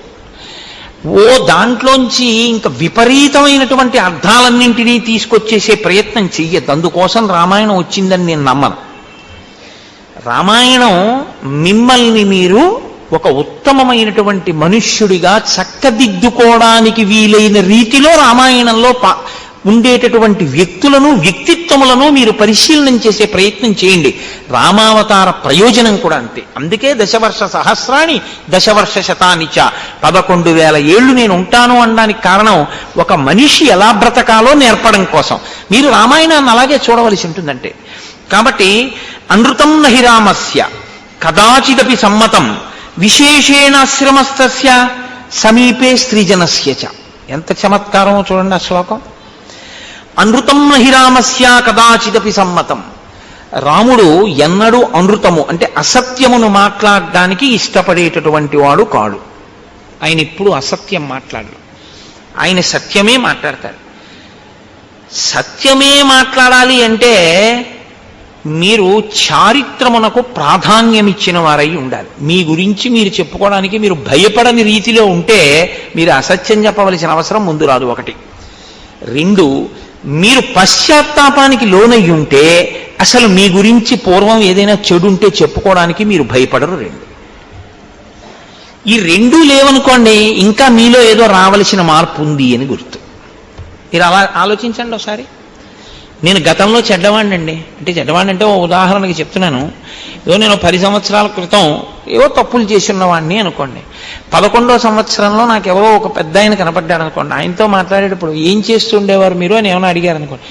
నేను కొంచెం నిన్నను నా దగ్గరికి ఎవరో వచ్చారు, నేను కారు ఎక్కుతుంటే, నేను సంధ్యావందనం సరిగ్గా చేయట్లేదండి, నేను మీ ఉపన్యాసాలు విని రేపటి నుంచి సంధ్యావందనం ఖచ్చితంగా చెయ్యాలి అని నిర్ణయం చేసుకున్నాను. కుర్రాడు అతను, యువకుడు. నేను ఇక వేళ తప్పకుండా ప్రతిరోజు సంధ్యావందనం చేసి గాయత్రి చేసుకుంటాను అని చెప్పాడు. నేనన్నా నాకు ఇంతకన్నా ప్రీతికరమైన విషయం ఇంకోట్లేదు, చాలా సంతోషం. అతను మార్పు తెచ్చుకోవాలని ప్రయత్నం చేశాడు. మీరు అంతే చూడండి, అంతే. మీరు ఒకటి ఆలోచించండి, అసలు లోకంలో పాపము చెయ్యడం అనేటటువంటిది లేకపోతే ఈశ్వరుడు గురువు అక్కర్లేదు. మీరు ఒకసారి ఆలోచించండి జాగ్రత్తగా. తప్పు చెయ్యకుండా ప్రతివాడు ఉంటే గురువుగారు ఈశ్వరుడు అక్కర్లేదు. అది చేసే అలవాటు ఉంది కాబట్టే, ఇంద్రియాలని మనసుని లొంగ తీసుకోలేకపోయాడు కాబట్టే గురువుగారు ఈశ్వరుడు కావలసి వచ్చారు. కాబట్టి గురువు ఆ కోణంలో కూర్చోవాలి. ఎప్పుడు కూర్చున్నారు చిచి చిచి చిచి చిచి నీలాంటి వాడు నా దగ్గరికి వస్తే ఎలాగ అనకూడదు, నువ్వు మార్చుకో అని చెప్పాలి. ఈశ్వరుడు ఎవరి కోసం అండి? పడిపోయిన వాడిని పైకెత్తడానికే ముందుంటాడు. కానీ ఒక్కటి, మీరు పశ్చాత్తాపడితే, మీరు అరేరే నీ చేసినది తప్పే, నేను ఇలా ఎందుకు చేసి ఉన్నాను, నేను ఇలా చేయకూడదు అనుకున్న క్షణంలో మీరు కింద పడతారు. నేను మొన్న మీతో చెప్పింది అదే. నేల మీద పడడం అంటే ఇంకంతకన్నా పడ్డానికి ఏం లేదు, ఇంకంతకన్నా కింద పడ్డానికి. అంత పడ్డవాణ్ణని చెప్పడానికి పడిపోతే పైకి ఎత్తుతారా వదిలేస్తారా? ఆయన వంగుతాడు. ఇప్పుడు గురువు గారు వంగి ఆయుష్మాన్ భవ శివో రక్షతు, లేవండి లేవండి అంటాడు. మిమ్మల్ని శివుడు రక్షిస్తాడు. మీ పశ్చాత్తాపానికి మీరు రక్షింపబడతారు. ఇది చెప్పడానికి గురువుగారు ఉన్నారు. గురువుగారు కూడా మీ తప్పులే చూడ్డానికి కూర్చుంటే ఆయన గురువు కాడు, మీకు బరువు. ఆయన గురువు కాలేడు. మీ తప్పులను చూసి మీరు ఇంకా అలా తప్పులతోనే ఉంటారు, మీరు ఆదరించాలంటే గురువుగారిని ఆ తప్పు పట్టకూడదు. అప్పుడు మీరు పశ్చాత్తాపం పొందితే గురువుగారు మిమ్మల్ని పైకెత్తడానికే సిద్ధంగా ఉంటారు. ఎందుకో తెలుసా అండి? మీలో వచ్చిన మార్పు గురువుగారికి సంతోషహేతు, మీలో వచ్చిన మార్పు ఈశ్వరునకు సంతోషహేతు తప్ప అది లేకపోతే మీరు ఒకటి గుర్తుపెట్టుకోండి, ఈశ్వరుడికి నమ శివాభ్యాం అశుభాపహాభ్యాం అని అనవలసినటువంటి అవసరం లేదు. ఆయన ఇంకా ఎప్పుడో కర్మాకర్మ ఫలప్రదాతగా అలా ఏదో జడ్జి గారిలా కూర్చుని తప్పు చేసావు శిక్షేస్తాను, పుణ్యం చేసావు ఫలితం ఇస్తాను అనడం తప్ప అసలు ఆయనకి క్షమించడం అన్న ఉదారగుణం లేదనుకోండి. అప్పుడు ఇంకా ఈశ్వరుడు ఏం చేస్తాడండి? మీరు చేసిందని మీరు ఫలితం పొందితే ఈశ్వరుడి కన్నా కర్మ గొప్పదై కూర్చుంటుంది. కర్మ గొప్పదా, మనసు గొప్పదా అంటే కర్మ కన్నా మనసే గొప్పదవుతుంది. మీరు చేసిన దానికి, మీరు చేసిన కర్మ, మీరు చేసిన కర్మకి ఉపయోగించిన ఉపకరణముల కన్నా మీ యొక్క భక్తితో కూడిన మనస్సు గొప్ప అవుతాయి. మీరు ఒకసారి మారి ఈశ్వరుడి దగ్గర నిజాయితీగా కన్నుల నీరు పెట్టుకున్నారనుకోండి, చాలు, ఈశ్వరుడు అక్కడికెత్తి కూర్చోబెడతాడు. ఎంత స్తోత్రం చేశాడు దూర్జటిని కాళహస్తీశ్వర స్వామి దేవాలయంలో. ఇవాళ ఆయన దేవాలయం చుట్టూ దూర్జటి పద్యాలు ఉన్నాయి, చెప్పండి నాకు. దూర్జటిది కన్ఫెషన్. కన్ఫెషన్ అంటే అరమరిక లేకుండా ఈశ్వరుడి దగ్గరికి వెళ్ళి చెప్పాడు ఆయన. రోషీరోయదు కామినీ జనుల తారుణ్యోరు సౌఖ్యంబులన్ బాసీబాయదు పుత్రమిత్రధన సంపద్భ్రాంతి వాంఛాలతల్ కోశీకోయదు నామనంబకట నీకున్ ప్రీతిగా సత్క్రియలు చేసి చేయదు దీని తుళ్ళన చవే శ్రీకాళహస్తీశ్వర అని అడిగాడు. ఉన్నది ఉన్నట్టు యథార్థాన్ని ఈశ్వరుడి దగ్గర చెప్పాడు కాబట్టే అష్టదిగ్గజాల్లో మిగిలినటువంటి వాళ్ళ పద్యాలు ఎక్కడో ఎప్పుడో ఏవో చెప్పుకుంటారేమో. ఏదో సంతోషానికి ఏవో మాట, పెద్దనగారు చాలా గొప్పవాడే అవ్వచ్చు, మనుచరిత్ర చాలా గొప్పదే అవ్వచ్చు. అటజని కంచ భూమిసురుడంబర చుంబి శిరస్సరజ్జరీ ముకుట ఏదో అని ఎంత గొప్ప పద్యాన్నైనా రచన చేయొచ్చు. శ్రీమదాంధ్ర కవితా పితామహ సర్వతోముఖాంక పంకజక్ష పాదాంబుజాధీన మానసిందిందిర నందవరవరోంశోత్తం చతకోపతాప ప్రసాదాదితా సాదిత చతుర్విధ కవితామ తల్లి కల్లసాని చొక్కయామాచ్య పుత్ర పెద్దనార్య ప్రణీతంబైన స్వారోచిత మను సంభవంబరు మహాప్రబంధంబు అని ఎంతైనా చెప్పుండొచ్చు. కానీ దుర్జటి కాళహస్తీశ్వర శతకంతో తుల్యంగా భక్తి విషయంలో మనుచరిత్ర నిలబడగలదా? నిలబడదు. దానికి అలా ప్రతి వాళ్ళు దుర్జటి కాళహస్తీశ్వర శతకం అంటే తెలుగు వాళ్ళ నోటి మీద ఒక్క పద్యమైనా వచ్చి ఉంటుంది. ఇది మనుచరిత్రలోంచి అలా ప్రతి పద్యం ఒక్క పద్యమైనా వచ్చి తెలుగు వాళ్ళు ఉంటారని మీరు చెప్పండి. పోతన గారి భాగవతంలోంచి ఒక్క పద్యమైనా వచ్చి ఉంటుంది, మనుచరిత్రలోంచి ఉంటుందని చెప్పండి. ఉండదు. ఎందుకంటే ఒక్కటే కారణం, ఒక భక్తుడు ఎలా నిలబడాలో అలా నిలబడ్డాడు దుర్జటి. నిలబడ్డాడు కాబట్టే కాళహస్తీశ్వర శతకానికి ఆ స్థాయి వచ్చింది. అది కేవలం ఒక శతకం కాదు, 2 ఒడ్లున్నది కాదది. ఒకటో పద్యం ఓ ఒడ్డు, 100వ పద్యం ఓ ఒడ్డు, ఇటు నుంచి దిగి అటు నుంచి ఎక్కేది కాదది. ప్రతి పద్యం కూడా మీ జీవితానికి సమన్వయం అయ్యేటటువంటి అత్యద్భుతమైనటువంటి ఆ వాంగ్మయ స్వరూపం. అది ఈశ్వరుడి దగ్గర అటువంటి స్తోత్రం చేశాడు మహానుభావుడు. కేవలం ఆయన్ని స్తుతి చేసిన వాళ్ళు చాలా మంది ఉన్నారు శతకాల రూపంలో. నువ్వు ఇంద్రుడివి, నువ్వు చంద్రుడివి, నువ్వు ఉపేంద్రుడివి, ఈశ్వర అంత గొప్పవాడి ఇంత గొప్పవాడిని ఎంతమంది రాశారు. ఈశ్వరా నా ఎంది దోషాలున్నాయి, నన్ను ఎలా ఉద్ధరిస్తావు, నేను చేసినదేం లేదు అని చెప్పినవాడు ఎవరైనా ఉంటే అంత నిజాయితీగా చెప్పుకున్నాడు. శ్రీశైలేషు భజింతునో యభవు కాంచీనాథు సేవింతునో కాశీవల్లభు కల్వబోతునో మహాకాళేషు పూజింతునో నా శీలం బణువైన మేరువణుచున్ రక్షింపవే నీ కృపా శ్రీ శృంగార విలాసహాసములచే శ్రీకాళహస్తీశ్వర అని చెప్పుకున్నాడు. అంత మాత్రం చేత నేను అలసాని పెద్దన గారిని ఎంత మాత్రమూ తక్కువ చేయట్లేదు. మహానుభావుడు. ఆయన స్థాయి ఆయింది.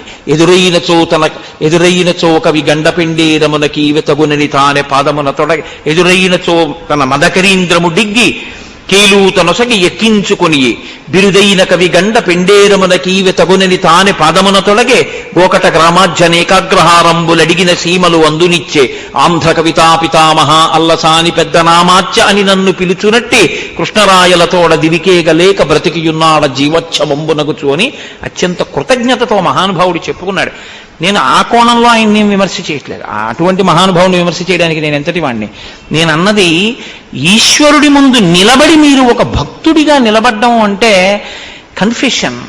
మీరు ఈశ్వరుడితో మాట్లాడేటప్పుడు మీ లోపాలని, మీ తప్పుని, మీరు దేన్ని దాటలేకపోతున్నారో, ఎందుకైనా మీ అనుగ్రహం కావాలో మీరు మనసు విప్పి సర్వేశ్వరుడితో చెప్పుకోలేకపోతే ఇంకా మిమ్మల్ని ఉద్ధరించగలిగిన వాడన్నవాడు లోకంలో ఎవరుంటారండి? అసలు పదార్థం అక్కడుంది, ఉపయోగించుకోనప్పుడు మీకు ఎలాగ ఈశ్వరుడి యొక్క అనుగ్రహం కలుగుతుంది?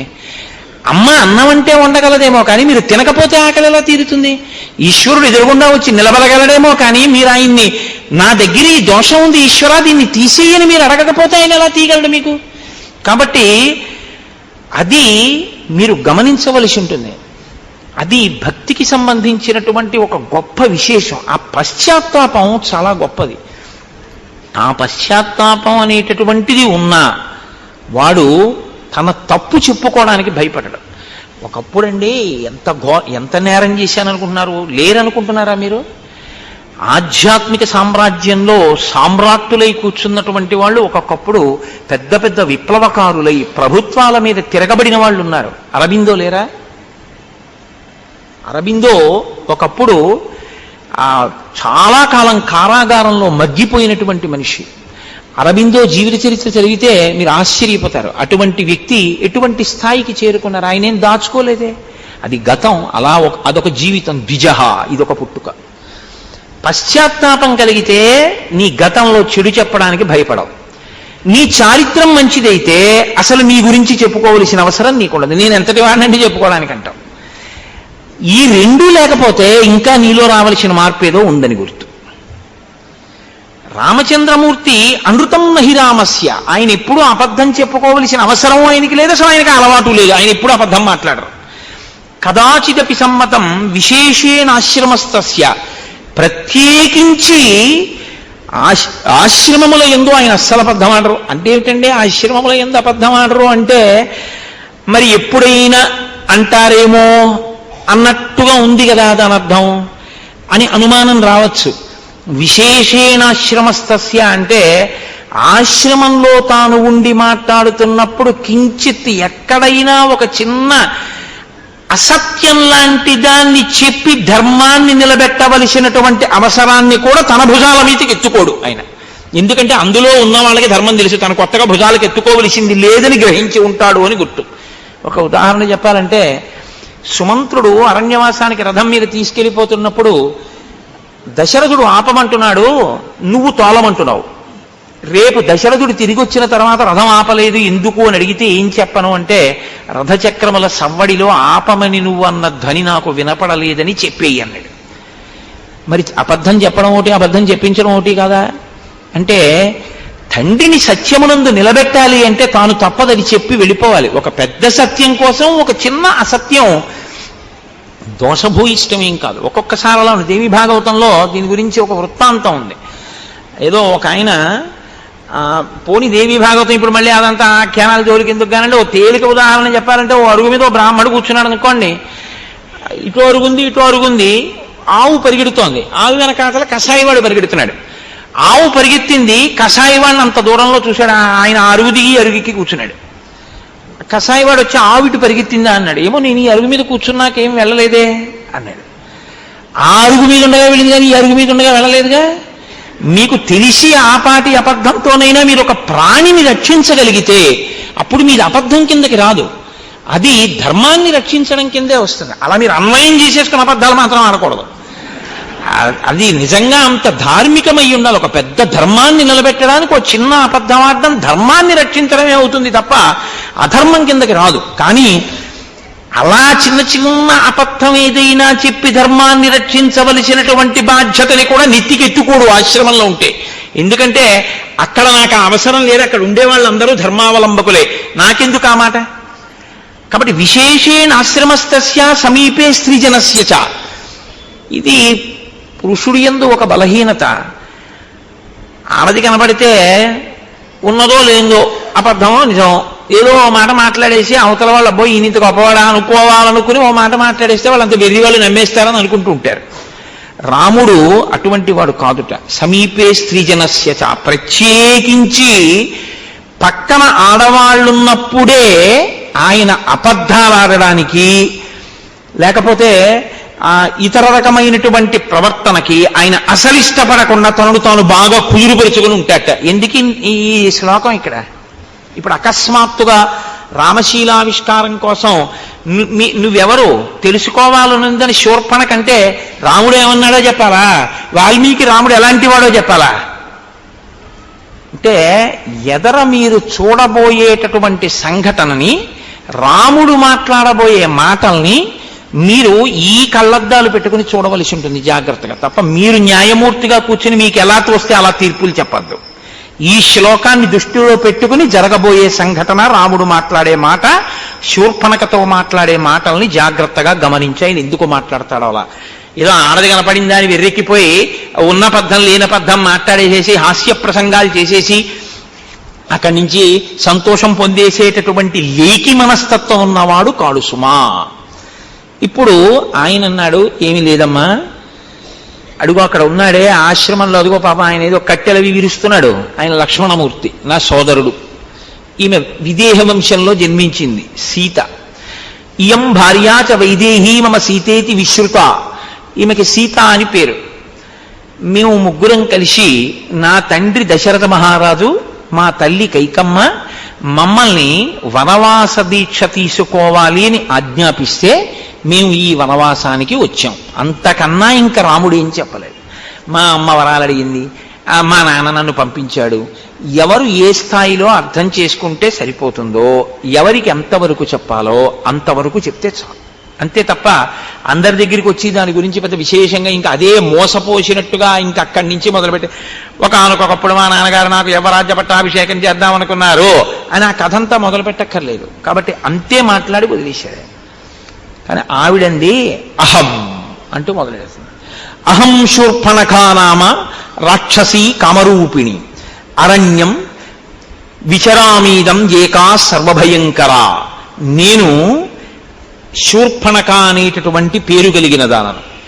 నేను రాక్షసిని, కామరూపిణిని. ఏ రూపం కావాలంటే ఆ రూపాన్ని నేను పొందుతాను. నేను ఈ భయంకరమైనటువంటి అరణ్యములో ఒక్కదాననే విహరించగలను. అంటే నాకంత బలపరాక్రమాలున్నాయి. నా అన్న రావణాసురుడు, విశ్రవసో బ్రహ్మ యొక్క కుమారుడు. నువ్వు వినే ఉంటావు రావణుడు గురించి. ఇదొక చాలా అతిశయంతో కూడి ఉంటారు కొంతమంది. మీరెవరండి అని అడిగారు అనుకోండి, నేను ఫలానా వారి అబ్బాయినండి, నా పేరు ఫలానా. మీరేం చేస్తుంటారని ఆయన మీ గురించి ఎక్కువ అడిగాడు అనుకోండి, అది మీకు నా గురించి తెలీదా అంటారా? నా గురించి తెలీదా అంటే మీకు తెలిసి ఉండాలి నేనంత ఖ్యాతి వహించిన వాడిని ఒక అతిశయం అన్నమాట. అంటే రావణుడి గురించి తెలీదా అంటే ఇంకా రావణుడి వల్ల నువ్వు ఏడవలేదా? వాడు చేసే పని ఉంది ఇంకోళ్ళని ఏడిపించడమేగా. రావణుడు అంటే లోక రావణుడు. కాబట్టి ఆ రావణుడి గురించి నీకు తెలీదా? అటువంటి రావణాసురుని యొక్క కూతుర్ని, రావణాసురుని యొక్క చెల్లెల్ని, బలీయాం రాక్షసేశ్వర, మహాబలవంతుడైనటువంటి వాడు రావణో నామమే భ్రాత, ఆ రావణాసురుడు నా యొక్క అగ్రజుడు, ఆయన యొక్క చెల్లెల్ని. కుంభకర్ణుడు ఎప్పుడూ నిద్రపోయేటటువంటి స్వభావం ఉన్నవాడు, మహాబలవంతుడు కుంభకర్ణుడు నా యొక్క ఇంకొక అన్నగారు, రెండవ అన్నగారు. నేను శూర్పణఖ అని పేరు కలిగినటువంటి చెల్లెల్ని. నా తర్వాత ఒక తమ్ముడు ఉన్నాడు. వాళ్ళ జనన క్రమంలో ముందు రావణుడు, తర్వాత కుంభకర్ణుడు, తర్వాత శూర్పణఖ, తర్వాత విభీషణుడు. విభీషణుడు ధర్మాత్ముడు. ఆవిడేమందో తెలుసా అండి విభీషణుడు గురించి చెప్తూ, విభీషణస్తు ధర్మాత్మ నతు రాక్షస చేష్టిత. అబ్బే వాడు ఉన్నాడే ధర్మాత్ముడు, వాడికి అసలు రాక్షస గుణాలు ఒకటి లేవు. ఇది ఎలా ఉంటుందంటే హిరణ్యకశిపుడు ప్రహ్లాదుడి చూసి గుండెలు బాదుకున్నట్టు ఉంటుంది. ఏమిటి వీడికి అసలు ఏమిటి ఒక్కటి రాలేదు, ఈ అల్లరి ఏమిటి, విష్ణుభక్తి ఏమిటి అని ఆయన ఏడిచినట్టు విభీషణస్తు ధర్మాత్మ. ఆ మాట రాముడికి చాలా సంతోషం. కానీ ఈవిడంటుంది నతు రాక్షస చేష్టిత, ఒక్క రాక్షస గుణం లేదు వాడికి, వాడు ఒక్కడే తప్పబుట్టాడు మా ఇంట్లో పనికి మాలినవాడు అని ఆవిడ బాధ ఆవిడిది. అంటే అని ఆవిడంది రామచంద్రమూర్తి వంక చూసి, నాకు అపారమైనటువంటి బలం ఉన్నదాన్ని, నేను ఈ అరణ్యంలో యథేచ్ఛగా విహరిస్తూ ఉంటాను. కాబట్టి సముపేతాస్మి భావేన భర్తారం పురుషోత్తమం, నన్ను నీవు భార్యగా పొంది సుఖమనుభవించు. ఏదో పెద్ద రామచంద్రమూర్తిని అనుగ్రహిస్తున్నట్లు మాట్లాడింది. అహం ప్రభావ సంపన్న స్వచ్ఛంద బలగామిని చిరాయ భవమే భర్త సీతాయా కింకరిష్యతి. నేను చాలా బలమున్నదాన్ని, ప్రభావమున్నదాన్ని. నన్ను భార్యగా పొందితే నువ్వు సంతోషం పొందుతావు, కానీ ఈ సీత వల్ల ఏం పొందుతావు? అసలు సీతమ్మ ఏమిటో, భార్య అంటే ఏమిటో, అనుగమించడం అంటే ఏమిటో, మనసులు కలవడం ఏమిటో ఆవిడికి ఏమైనా తెలిస్తేగా. ఆవిడ అప్పటికప్పుడు న్యాయం చెప్పేసిందంటే, అంటే ఆవిడ మనసులో ఇప్పుడు కోరిక ఉంది, ఆమె రాముడికి భార్యాస్థానంలో కూర్చోవాలనిపించింది. కాబట్టి ఇప్పుడు ఆ స్థానం ఖాళీ అయిపోవాలి. కాబట్టి ఇప్పుడు ఆవిడెవరు, ఎటువంటిది, అడవికి భర్తతో ఎందుకు కలిసి వచ్చింది, నేను ఇలా అనొచ్చా అనకూడదా, ఏముండదు. ఇది ఈ పోకడ మీకు బాగా కనపడుతూ ఉంటుంది. చూడండి లోకంలో ఎంత ఇష్టం వచ్చినట్లు మాట్లాడేస్తారంటే, చాలా పరుషమైన వాక్కు ఒకటి వినపడుతుంటుంది లోకంలో. ఒక పిల్లకి పెళ్ళైపోయింది అనుకోండి, ఒక పిల్లాడికి పెళ్ళైపోయింది అనుకోండి, ఒక మాట నోటి వెంట రాకూడదు. అసలు నీ చేసుకుందాం అనుకున్నాను ఆయన్ని, అది ఆ మాట ఎందుకు ఇంక ఇప్పుడు, ఇంకా ఆ మాట అనకూడదు. లేకపోతే అసలు ఆ అమ్మాయిని నేను చేసుకుందాం అనుకున్నాను. కొంతమంది పెద్దవాళ్ళు కూడా ఆ అమ్మాయిని నా కోడల్ని చేసుకుందాం అనుకున్నాను. ఇంకెందుకు ఆ మాట, చాలా లీకి మాట, అసలు ఆ మాట రాకూడదు. ఇంకా అయిపోయిందంటే ఊరుకోవాలి. ఆ అమ్మాయి నీ కూతురు, నీ కోడలే, ఆ అబ్బాయిని నీ కొడుకు అనుకో, అమ్మాయి నీ కోడలు కాబోడేది ఎప్పటికీ కోడలే, నా కోడల్ని చేసుకుందాం అనుకుంటున్నాను అనేటప్పటికే మళ్ళీ అక్కడ ఒక వక్రమైనటువంటి దృష్టి ప్రసారం అయిపోయిందంతే. కొంతమంది మాటలో ఉండేటటువంటి లేఖితనం, మనసు ఎంత వెలితి మనసు అన్నది, రాక్షస మనస్తత్వం అంటే ఇంతేనండి, ఇంకేం ఉండదు. రాక్షసులంటే శూర్పణఖ అంటే ఏదో పెద్ద హడావిడి అనుకోకండి, మీలోకి శూర్పణఖ రాకుండా చూసుకోండి. మీలోకి అంటే నువ్వంత పెరిగిపోయావా అని అనుకోకండి. మీలో అన్న మాట ఎందుకంటున్నానంటే, మీరు తొలగించుకోగలిగినటువంటి స్థితిలో ఉన్నటువంటి ఉదాత్తులు నేను అంత తేలిగ్గా పోగొట్టుకోగలిగినంత సాధనలో ఉన్నవాడిని కాను, కాబట్టి మీతో పోల్చుకోవడానికి ఇష్టం లేక నన్ను మీతో కలుపుకోలేదంతే. ఆ విషయంలో మీకన్నా నేను తక్కువ వాడిని అనుసమండి. కాబట్టి వికృతాచ విరూపాచ నచేయం సదృశీతవ అహమేవానురూపాతే భార్యా రూపేణ పశ్యమాం. వికృతాచ విరూపాచ, ఈ సీతమ్మ చాలా వికృతంగా ఉంది, విరూపంగా ఉంది. ఇదే సీతమ్మ గురించి రావణుడి దగ్గర చెప్తుంది. ఎంత గొప్పగా చెప్తుందో తెలుసా అండి. అసలు ఆ సీతమ్మ అందం ఏమిటంటే, అప్పుడు అందం ఎందుకు కనపడింది అంటే, అప్పుడు కక్ష ఏమిటంటే, ఆ సీతమ్మని రావణుడు ఎత్తుకొచ్చేయాలి, ఆవిడ ఏడవాలి. అందుకు సీతమ్మ అందం చెప్పింది. ఇక్కడ సీతమ్మ అందంగా మరి కనపడకపోవడం ఏంటి అంటే, ఇప్పుడు ఈవిడ మాటలు వినేసి రాముడు అకస్మాత్తుగా చిచ్చి నిజమే ఈవిడేంటి బాగులేదు అని అనేసుకోవాలి, అనేసుకుని వదిలేయాలి, వదిలేసి శూర్పణఖం చేపట్టేయాలి. తనెంత లేకి మనసో రాముడంత లేకి మనసో అనుకోవడం. కొంతమంది మనం చేసే ప్రచారం కూడా అలాగే ఉంది ఇవాళ. మన అదేంటి ప్రసార సాధనాలు కానివ్వండి, మన సినిమాలు కానివ్వండి, మన సాహిత్యం కానివ్వండి, అంతే లవ్ ఎట్ ఫస్ట్ సైట్ ఇట. ఏమిటి దాని అర్థం ఏమిటో నాకు ఎప్పటికీ అవగతం కాదు. అసలు ఏమి యుక్తాయుక్త విచక్షణ ఏమిటి? వాడెవరో ఏమిటో ఆవిడికేం తెలియదు, ఆవిడెవరో ఏమిటో వాడికేం తెలియదు. వాళ్ళ శుభలేఖ కూడా అలాగే ఉంటుంది. I solicit your gracious presence. ఎందుకంటే తల్లి లేదు, తండ్రి లేడు, బంధువులు లేరు, అన్నదమ్ములు లేరు, వాడు అనాథ, ఆవిడ అనాథ, ఇద్దరు అనాథలు పెళ్లి చేసుకుంటున్నారు. అది శుభలేఖ వాళ్ళ పేరు మీదే ఉంటుంది. అంత దరిద్రమైన సంస్కృతికి ఇవాళ మనం దిగజారిపోయాం. కాబట్టి వికృతాచ విరూపాచ నీయం సదృశీతవా, నీకు ఆవిడికి ఇద్దరికి సరిపోలేదు, బాగులేదు, మీరిద్దరు అలా ఉండకూడదు. నేను మొన్న మీతో మనవి చేశా, అసలు భార్యాభర్తలైన వారు ఎప్పుడైనా కనపడితే, దంపతులు కనపడితే పొరపాటున మనసులోకే ఒక మాట రాకూడదు. ఆయనకి తగినట్టు ఆవిడ లేదనో, ఆవిడికి తగినట్టు ఆయన లేదనో ఒక్క నాటికి అనకూడదు. నేను మొన్న మీకు ఉదాహరణలు కూడా చూపించాను. కళాభ్యాం చూడాలంకృత శిశికళాభ్యాం నిజతపఫలాభ్యాం. ఒండరులు తపస్సుకు ఫలమై ఉన్నారు. తగునీ చక్రి విదర్భరాజసుతకున్ తథ్యంబు వైదర్భ్యం తగునీ చక్రికి. ఇంత మంచి తగునే దాంపత్యమీ ఇద్దరిం తగులంగట్టిన బ్రహ్మ నేర్పరి కదా.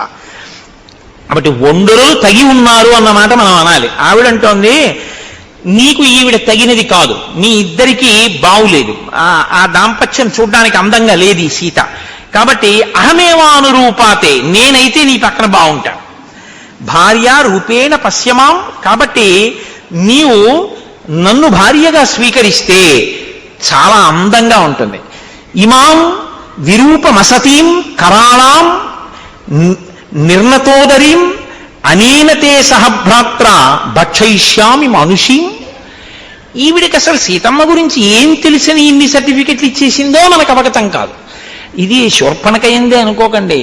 ఏమిటో తెలుసున్నట్టు ప్రతి వాడి గురించి అదే పనిగా అసలు ఎవరినైనా మీరు పరిచయం చేయగానే ప్రిజుడీస్ అని ఒకటి ఉంటుంది. రైల్లో ఎదురుగుండా వచ్చి ఎవరో ఒక ఆయన కూర్చోగానే పెట్టి జాగ్రత్త అంటాడు వీడు. అంటే ఎందుకు పెట్టి జాగ్రత్త అన్నారు అనుకోండి, ఆ గడ్డం అది ఆయన్ని చూస్తే అనుమానంగా ఉంది, ఆయన ఏదో రామాయణం చెప్పుకోవడానికి గడ్డం వేసుకున్నాడేమో. కాబట్టి ప్రిజుడీస్ అంటే మనస్సులో ఉండేటటువంటి పక్షపాత ధోరణి చేత నిర్ణయానికి వచ్చేయడమే. ఆయన ఎవరు ఏమిటి ఏమక్కర్లేదు, ఓ మాట నీయడమే. ఇమాం విరూపాం అసతీం, చాలా చెడ్డది వికృతమైన రూపంతో ఉంది ఈ సీత. కరాళాం, బాబోయ్ ఎంత భయంకరంగా ఉందో. ఎవరు శూర్పణఖ భయంకరమా, సీతమ్మ భయంకరమా? ఇంకా ఇంతకన్నా హాస్యం ఏముంటుందండి లోకంలో. నిర్ణతోదరీం, ఆ కడుపు చూడు లోపలికి పోయి ఎలా ఉందో. అనేనతే సహభ్రాత్ర, ఈవిడ ఆ లక్ష్మణుడు వీళ్ళిద్దరు ఏమిటి నీతోటి ఇలాగా. ఈవిడ పక్కనుంటే ఒప్పించి ఇప్పుడు ఆవిడ్ని దూరంగా పంపించి నన్ను భార్యాస్థానంలో కూర్చోపెట్టుకోవడం అనేటటువంటిది నీకు కొంచెం సమయం పడుతుందేమో. అంత సమయం నేను ఎదురు చూడడానికి సిద్ధంగా లేను. కాబట్టి ఏం చేస్తానంటే, ఈ గొడవ వదిలిపోతే నన్ను స్వీకరిద్దాం అనుకుంటున్నాం. ఆ రాముడి చూపులు ఆవిడకి అంతే అర్థమయ్యాయి అనుకోవాలి.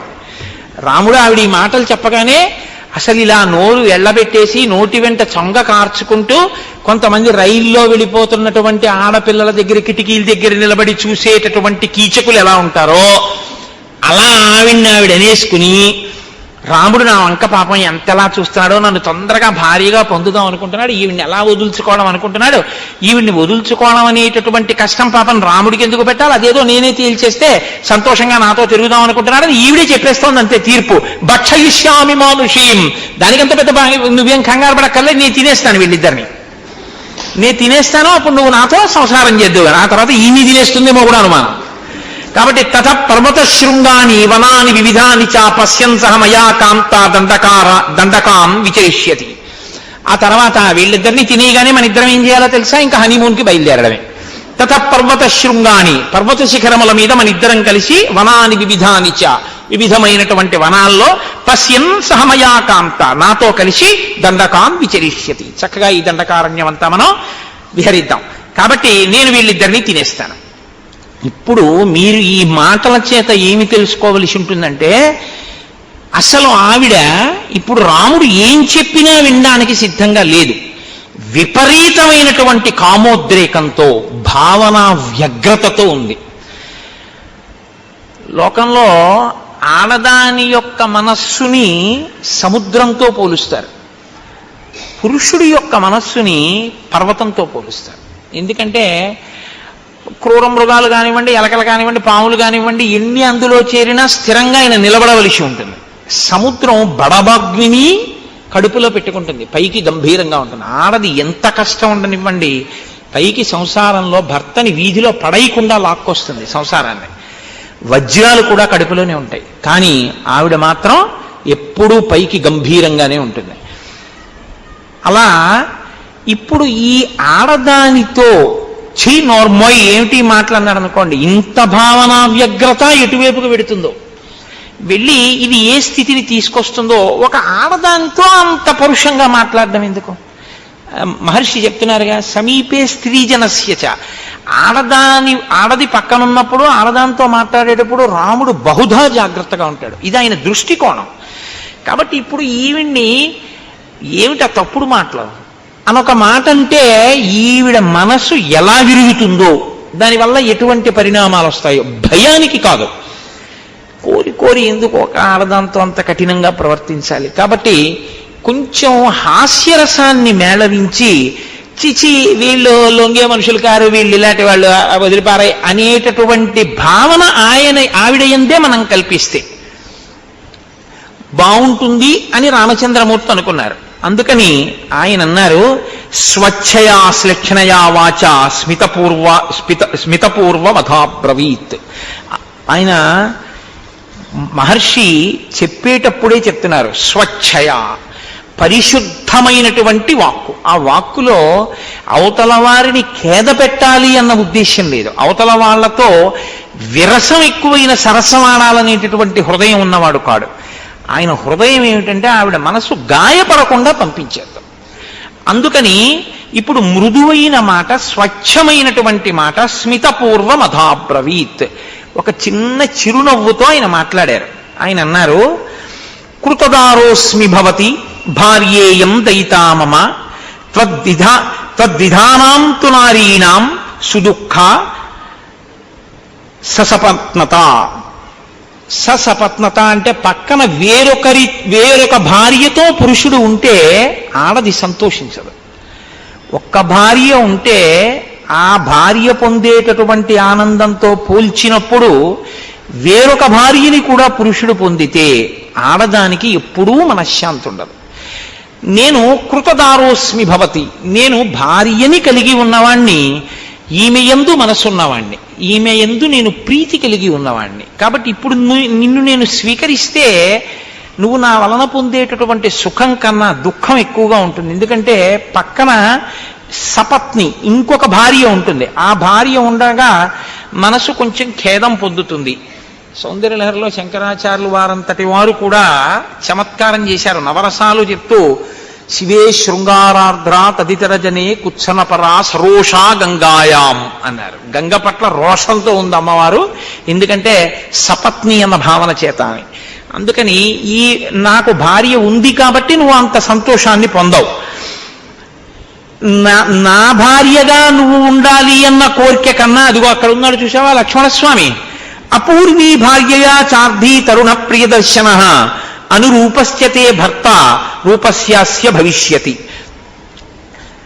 అని ఆయన చెప్తూ ఒక మాట అన్నాడు. ఆయన అసపత్నావరారోహే మేరుం అర్క ప్రభాయధ. ఆయన్ని నువ్వు ఎలా పొందుతావంటే మేరు పర్వతాన్ని సూర్యుని యొక్క తేజస్సు, ఆయన యొక్క ప్రకాశం పొందినట్లు పొందు. అంటే సూర్యప్రకాశం వెనక్కే వచ్చేస్తుంది మేరు పర్వతం మీద పడి. ఆ లక్ష్మణుడు ఉన్నాడే భార్య లేనివాడు, ఇత పూర్వం భార్యా సుఖాన్ని పొంది ఉన్నవాడు. కాబట్టి ఆయన నిన్ను భార్యగా దగ్గరుంచుకోవడానికి ఇష్టపడడానికి బహుశः అభ్యంతరం ఉండదు. కాబట్టి అతన్ని ఆశ్రయిస్తే ఈ సపత్ని గొడవ నీకు ఉండదు. పక్కన ఇంకో భార్య ఉండడం అన్న గొడవ ఉండదు. హాయిగా నువ్వు ఒక్కతిగా ఆయనకి భార్యగా ఉంటూ సంతోషంగా కాలం గడపచ్చు. అందుకే నేను ఆయన్ని ఆశ్రయిస్తే బాగుంటుంది అని. అంటే ఆవిడకి మీరు ఒకటి ఆలోచించండి, ఆవిడ మనసు ఎంత లీకిదో చూడండి. ఆయన్ని కాకపోతే ఆయన తమ్ముడిని. అంటే ఇది ఎలా ఉంటుందంటే కాస్త ఉప్మా చేసి పడే గబగబా వెళ్ళిపోవాలన్నాడు అనుకోండి. గోధుమ రవ్వ లేదండి, మీరు అయ్యో ఇలా అనలేదు, ఇంట్లో బొంబాయి రవ్వ లేదండి, పోన్లే ఏదో ఉన్నా మైదా పిండితో అట్టుముక్క పోసేయి. అట్టుముక్క పోసేసినా పర్వాలేదు, లేకపోతే ఉప్మా చేసి పెట్టేసినా పర్వాలేదు, దానికి తప్పేం లేదు. ఏదో ఒకటి తిని ఆయన వెళ్ళిపోదాం అనుకుంటున్నాడు. రుచికి లొంగడం కాదు, కార్యం మీద వెళ్ళడం ప్రధానం. దానికి పనికొస్తుందేమో కానీ కామం తీర్చుకోవడానికి అన్నయ్య అయినా పర్వాలేదు, తమ్ముడైనా పర్వాలేదు అంటే ఇది ఎంత అసహ్యకరమైనటువంటి విషయం. ఇంకంతకన్నా దానికి వ్యాఖ్యానం అనవసరం. ఇప్పుడు ఆవిడ వెంటనే లక్ష్మణుడి దగ్గరికి వెళ్ళిపోయింది. వెళ్ళిపోతే లక్ష్మణుడు చూసి అన్నాడు, ఇలా ఇద్దరు చిచి మూర్ఖులు, వీళ్ళకి అసలు ఒక ఆడదాన్ని అంగీకరించడమే చేత కాని వాళ్ళని అది ఆవిడ వెళ్ళిపోతుంది. మనని మనసులో ఒకలాగా నింద చేసుకుని వెళ్ళిపోయినా ఆడదాన్నంతకన్నా మనం బాధ పెట్టకుండా పంపించేస్తే గొడవ వదిలిపోతుంది, మన ధర్మం చెడకుండా ఉంటుందన్నది రాముడి యొక్క హృదయం. కాబట్టి ఆయన లక్ష్మణుడి దగ్గరికి పంపాడు. ఆవిడ లక్ష్మణుడి దగ్గరికి వెళ్ళి మళ్ళీ ఇదే అడిగింది, నన్ను భర్తగా స్వీకరించు. అంటే ఆయన అన్నాడు, కథం దాసస్య మే దాసి భార్యా భవితుమిచ్చసి. నేనే దాసుణ్ణి, ఆయనకు పువ్వులు తేవడం, దర్భలు తేవడం, కర్రలు తేవడం, పర్ణశాల కట్టడం, స్నానానికి ఆయనతో కలశ పట్టుకుని వెళ్ళడం, ఆయన బట్టలు పిండి ఆరేస్తుండడం, అవి నేను చేస్తుంటాను. నేనే ఓ దాసుణ్ణి. దాసుణ్ణి పెళ్ళాడితే నువ్వేమవుతావు? దాసి అవుతావు. కాబట్టి నువ్వు నేను కలిసి ఏం చేయాలంటే ఆయనకి ఆవిడికి దాస్యం చెయ్యాలి.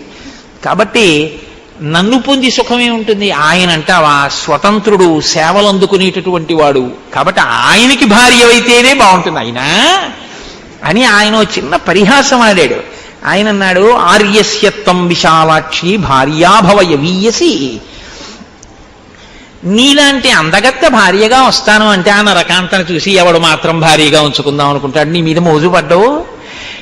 ఏనాం విరూపామ సతీం, ఆమె అదిగో సీతం ముందు చూసావా విరూపంగా ఉంటుంది, చెడ్డది, కరాళాం ఆవిడన్న మాటలే, భయంకరమైనటువంటిది, నిర్ణతోదరి కడుపు లోపలికి పోయింది, ఇవి శూర్పణకన్న మాటలేగా. నీ దృష్టిలో ఆవిడ అలా ఉందని లక్ష్మణమూర్తి అంటారు ఆ సీతమ్మని. కాబట్టి భార్యాం వృద్ధాం పరిత్యజ్య, ఆవిడ వృద్ధురాలు అయిపోయింది, అందుకని వదిలిపెట్టారు. ఆవిడ వృద్ధురాలు అయితే ఆవిడ చేసుకున్నవాడు వృద్ధురాలు ఏంటి, ముందే వృద్ధుడవుతాడు. అసలు లోకంలో అనకూడని మాట ఏంటంటే తాతగారు మీకు పిల్లని చూస్తామంటే, తాతగారు మీరు పెళ్లి చేసుకోండి అన్నారు అందనుకోండి మనవరాలు, ఇప్పుడు నాకు పిల్లనిచ్చేవాడు ఎవడరా అంటే ఆ తాతగారు పళ్ళు ఏమైనా మిగిలితే ఊడగొట్టేయాలి. నోర్మూయి ఇప్పుడు నాకు పెళ్ళి ఏమిటి అనాలి, అంతేగాని నాకు ఇంకా పిల్లనిచ్చేవాడు ఎవడరా అంటే అంటే ఎవరైనా ఇస్తే చేసుకుంటావు ఇప్పుడు. కాబట్టి ఆయన లక్ష్మణమూర్తి ఆవిడ కోణంలోనే చెప్తున్నారు. నువ్వు ఇలా కదా అనుకుంటున్నావు, అప్పుడు రాముడు నిన్నెందుకు స్వీకరించారు అనుకుంటున్నావు. కాబట్టి ఆవిడ వృద్ధురాలు అయిపోయింది. ఆవిడ వృద్ధురాలు అయితే రాముడు వృద్ధురావడం ఏమిటి, ఆవిడకన్నా పెద్ద ఆయన ముందే వృద్ధులై కూర్చుని ఉంటుంటాడు. కాబట్టి భార్యాం వృద్ధాం పరిత్యజ్య తమేనైష భజిష్యతి, నిన్ను స్వీకరిస్తాడు, సంతోషంగా ఉండొచ్చు. కాబట్టి త్వమేవైష భజిష్యతి, కాబట్టి నిన్ను స్వీకరిస్తాడు, సంతోషంగా నువ్వు రాముడి దగ్గరికి వెళ్ళు. అంటే ఆవిడకున్న పెద్ద లోపం ఏమిటి అన్నది దిద్దబడలేదు వీళ్ళ మాటల వల్ల. అంటే ఒక్కొక్కసారి చూడండి, ఇన్క్యూరబుల్ డిసీజ్ అంటాడు డాక్టర్ గారు. నా దగ్గర ఉన్న మందులన్నీ వాడేశానండి, ఇంజక్షన్లన్నీ చేసేసాము, ఈ వ్యాధి లొంగట్లేదు, ఈ వ్యాధే మందుల్ని లొంగదీసేసుకుంటారు. కాబట్టి ఇప్పుడు ఇంకా ఈయన బతుకుతాడు అని చెప్పడం కష్టం అంటారు. బియాండ్ అవర్ హ్యాండ్స్ అంటుంటారు. ఎందుకు అంటే ఇంకా ఆయన దగ్గర ఉన్న మందులకే ఆ రోగం లొంగలేదు అని గుర్తు. అలా వీళ్ళిద్దరూ ఈ పరిహాసాన్ని ప్రయోగిస్తే ఆవిడ వెళ్ళిపోతుంది అనేటటువంటి లక్ష్యం నెరవేరలేదు. ఎలా నెరవేరలేదు? అంతర్లీనంగా వాళ్ళు ఏ పరిహాసాన్ని వాడుకున్నారో ఆ పరిహాసము దేని కొరకు వాడబడిందో దాని కొరకు ఆవిడ స్వీకరించలేదు. ఆవిడ దాన్ని యథాతథంగానే తీసుకుంది. లక్ష్మణుణ్ణి పొందంటున్నాడని, లక్ష్మణుడు రాముణ్ణి పొందమంటున్నాడని, అంటే వీళ్ళిద్దరూ పొందడానికి సిద్ధమే. ఆయన కంటే భార్య లేదు, కానీ అక్కడికి ఆవిడ ఉండడానికి ఇష్టం లేదంటే దాసిగా ఉండడం ఆవిడకి ఇష్టం లేదు, ఆవిడకి భోగమే కావాలి. అందుకని రాముడి దగ్గరికే వచ్చేయాలి. ఇప్పుడు అంటే రాముడు కూడా ఇష్టపడుతున్నాడు, ఈయన చెప్తున్నాడు, కానీ ఈవిడే అడ్డొస్తోందన్నట్టుగానే అర్థమైంది ఆవిడకి. పరిహాసం అర్థం కాక మన్యతే తద్వచస్తభ్యం పరిహాసా విచక్షణ. ఆవిడికి అసలు ఆ పరిహాసము అనేటటువంటిది ఎందుకు ప్రయోగించారన్న దాని తాత్పర్యము అర్థము కాలేదు కాబట్టి ఆమె రాముడి దగ్గరికి వెళ్ళింది. మళ్ళీ సీతమ్మతో కూర్చుని పర్ణశాలలో ఆయన మాట్లాడుతున్నాడు. ఒక్కసారి ఆ వెళ్ళం మహోల్కా రోహిణీమివా, రోహిణీ నక్షత్రం మీద పడుతున్నటువంటి ఉల్క ఎలా పడిపోతుందో అలా పడిపోయి రామా, ఈమె నీ భార్యాస్థానంలో కుదరదు, ఇక్కడ ఉండడానికి వీల్లేదు, ఈవిని నేను తినేస్తాను, నీకు నేను భార్యనైపోతానని అమాంతం వెళ్ళి సీతమ్మ మీద పడిపోతే హడిలిపోయింది సీతమ్మ. వెంటనే రాముడు ఒక్కసారి హుంకారం చేశాడు. ఆ హుంకారానికి ఒక్క క్షణం ఆగింది. వెంటనే రాముడు లక్ష్మణుడి వంక తిరిగి అన్నాడు, క్రూరైరనా అనార్యై సౌమిత్రే పరిహాస కదంచన. ఈమె చాలా క్రూరురాలు, అనార్యమైనటువంటి మనిషి. ఇటువంటి ఆవిడితో పరిహాసం కుదిరేటట్టుగా లేదు. ఇటువంటి ఆవిడితో ఎక్కువ పరిహాసం మంచిది కాదు కూడా. నా కార్య పశ్య వైదేహీం కథంచిత్ సౌమ్య జీవతీం. కొంచెం నేను కానీ జాగరూకుడనై ఉండకపోతే సీతమ్మ బతికుండేది కాదేమో, అమాంతం కొరికి తినేస్తుంది కూడా. కాబట్టి ఇమాం విరూపాం అసతీం, ఈమెని ఇటువంటి చెడ్డ మనిషిని విరూపం చేసేసాయి. ఎందుకంటే ఈమె నేను మంచి స్వరూపిణి అన్న భావనతో కామోద్రిక్తయ్యి ప్రవర్తించకూడని రీతిలో ప్రవర్తిస్తోంది. కాబట్టి విరూపం చెయ్యి, అప్పుడు ఇటువంటి భావనలు పోతాయి. చంపడం ఇష్టం లేక ఆడదాన్ని సాధ్యమైనంత అవకాశం ఇచ్చే ప్రయత్నం రామచంద్రమూర్తి చేస్తున్నారు. కాదు ఒక నరుడిగా అలా ప్రవర్తించినట్లు కనపడుతూ అవతార ప్రయోజనాన్ని కూడా సిద్ధింపచేస్తుంటారు. లేకపోతే తాటకని సుబాహుని చంపినటువంటి వారు మారీచుణ్ణి విడిచిపెట్టడం కూడా రామావతార ప్రయోజనం సిద్ధింపచేసుకోవడానికి మార్గమే అయింది. కాబట్టి ఇమాం విరూపమసతీం అతిమత్తాం మహోదరీం రాక్షసీం పురుషవ్యాఘ్ర విరూపయితుమర్హసి. ఈమెని వెంటనే నువ్వు విరూపని చెయ్యి అనేటప్పటికీ చిచ్ఛేదకర్ణనాశం మహాబల. అక్కడే ఉన్నటువంటి ఖడ్గాన్ని తీసి లక్ష్మణమూర్తి ఆమె యొక్క ముక్కు చెవులు కోసేశాడు. ముక్కు చెవులు కోసేస్తే చాలా విరూపంగా ఉంటారు కదండి. చెవులు అనేటటువంటివి ఏదో కళ్ళజోడు పెట్టుకోవడానికి బాగుండేవిలా ఉంటాయి అనిపిస్తుందేమో, కానీ నేను ఒకసారి రైల్లో వెళ్తున్నప్పుడు నేను నిద్రపోతుండగా లోయర్ బెర్త్లో ఉండగా పక్క బెర్త్లోకి ఎవరో రాత్రి వేళ ఏదో జాయినింగ్ ఎట్ సో స్టేషన్స్ ఉంటారు కదా, వచ్చి పడుకున్నారు. అయిపోయిందా, దుప్పటి కప్పారు, పడుకోబెట్టారు. ఆ మర్నాడు నేను ఉదయం నిద్ర లేచి మొహం గడుక్కుని కూర్చున్నాను. సికింద్రాబాద్లో దిగిపోవాలి. సికింద్రాబాద్ అంటే ఎంతసేపు పడుతుంది? గోదావరి ఎక్స్ప్రెస్. ఆ రోజుల్లో గౌతమి లేదు. ఆయన ఈ పడుకున్న అయినటువంటి ముఖం మించి బట్ట కిందకి జారిపోయింది. నాకు 2 రోజులు భోజనం సహించలేదు. కారణం ఏంటంటే ఆయన ఏ అగ్ని ప్రమాదానికి లోనయ్యాడో నాకు తెలియదు, కానీ ఆయన కనుగుడ్లు, ముక్కు, చెవులు అన్నీ కాలిపోయాయి. కాలిపోవడంలో ఈ ముక్కుకు బదులు 2 కన్నాలు మాత్రమే కనపడుతున్నాయి. ఈ చెవులు తీసేసి వీటి బదులు ఇక్కడ 2 కన్నాలు కనపడుతున్నాయి. నాకు విరూపం పొందడం, ముక్కు చెవులు కొయ్యడం అంటే ఎంత వికృతంగా ఉంటారో, ఎంత ఇక వెళ్ళి ఎవరి దగ్గర నేను అందగత్తెనని చెప్పుకోకుండా ఉండడానికి లక్ష్మణుడు విరూపవతిని ఎందుకు చెయ్యవలసి వచ్చిందో, ఎందుకు ముక్కు చెవులు కోశాడో అప్పుడు అర్థమైంది. ఆ ముక్కు చెవులు పోతే అంత విరూపాన్ని పొందుతారు, కానీ ప్రాణం మాత్రం పోదు. ఏదో వైటల్ ఆర్గాన్ని తీసేసినట్టుగా మాత్రం కాదు. ఎందుకంటే ముక్కు కోసేసినంత మాత్రాన ఊపిరాడకపోదు, చెవులు తీసేసినంత మాత్రాన వినపడవలసినవి వినపడకుండా ఉండవు. ఇక నుంచి కనీసం ఆవిడ ఈ మాట అనకూడదు, జాగ్రత్తగా వినాలి, జాగ్రత్తగా చూస్తూ ఉండాలి, జాగ్రత్తగా వాసనలు గ్రహిస్తూ ఉండాలి. తప్ప ఇష్టం వచ్చినట్టు ప్రధాన ప్రయోజనం ఒక్కటే, స్పష్టంగా రాముడు చెప్తున్నాడు, విరూపను చెయ్యి, చంపమని చెప్పలేదు. ఇక ఎప్పుడూ ఇటువంటి కామోద్రేకం పొందకూడదు ఈవిడ, ఎవరినీ బాధ పెట్టకూడదు. కాబట్టి వెంటనే లక్ష్మణమూర్తి ఆ ముక్కు చెవులు కోసేశారు. ఇప్పుడు ఆవిడ పెద్ద కేక వేసుకుంటూ, పెద్ద గర్జన చేసుకుంటూ, ఆ కారిపోతున్నటువంటి నెత్తుటితోటి కరుడు అనబడేటటువంటి ఆవిడ సోదరుడి దగ్గరికి వెళ్ళి పడిపోయింది. అక్కడే జనస్థానంలో ఆయన 14,000 మంది రాక్షసులతోటి ఉంటున్నాడు. ఆ కరుడు ఆయన దగ్గర ఉండేటటువంటి సేనాధిపతులు త్రిశిరసుడు అనబడేటటువంటి ఆయన 3 తలకాయలతో ఉంటాడు. దూషణుడు అనబడేటటువంటి ఒక సేనాధిపతి, 14,000 సైన్యం, వీళ్లతో కరుడు ఆ జనస్థానంలో ఉంటున్నాడు. ఈ కరుడు విశ్రవసో బ్రహ్మయందు పాక అనబడేటటువంటి ఒక రాక్షసాంగన యందు జన్మించినవాడు, అందుచేత శూర్పణఖకి సోదరుడయ్యాడు అని మహాభారతంలో ఉంది. కాబట్టి తనకి సోదరుడవుతాడు కరుడు. ఇప్పుడు ఆ కరుడి దగ్గరికి వెళ్ళి పడిపోయింది ఆవిడ. పడిపోతే ఆయన అన్నాడు, ఏమీ ఎవరికీ అపకారం చేయకుండా పడుకున్నటువంటి నల్లత్రాసు యొక్క తోక ముట్టుకున్నవాడెవడు, కోరి కోరి ప్రాణముల మీదకి ఉపద్రవం తెచ్చుకున్నవాడెవడు, జనస్థానంలో నేను ఇంతమంది రాక్షసులతో ఉండగా నీ ముక్కు చెవులు కోసి నిన్ను విరూపని చేసిన వాడెవరు, నాకు చెప్పవలసింది. అంటే ఆవిడికి ఇంకా ఎంత కామం ఉండిపోయిందంటే రామలక్ష్మణుల మీద. ఆవిడంది, తరుణౌ రూపసంపన్నౌ సుకుమారౌ మహాబలౌ పుండరీక విశాలక్షౌ చీర కృష్ణాదినాంబరౌ ఫలమూలాశనౌ దాంతౌ తాపసౌ ధర్మచారిణౌ పుత్రౌ దశరథస్యాస్తం భ్రాతరౌ రామలక్ష్మణౌ.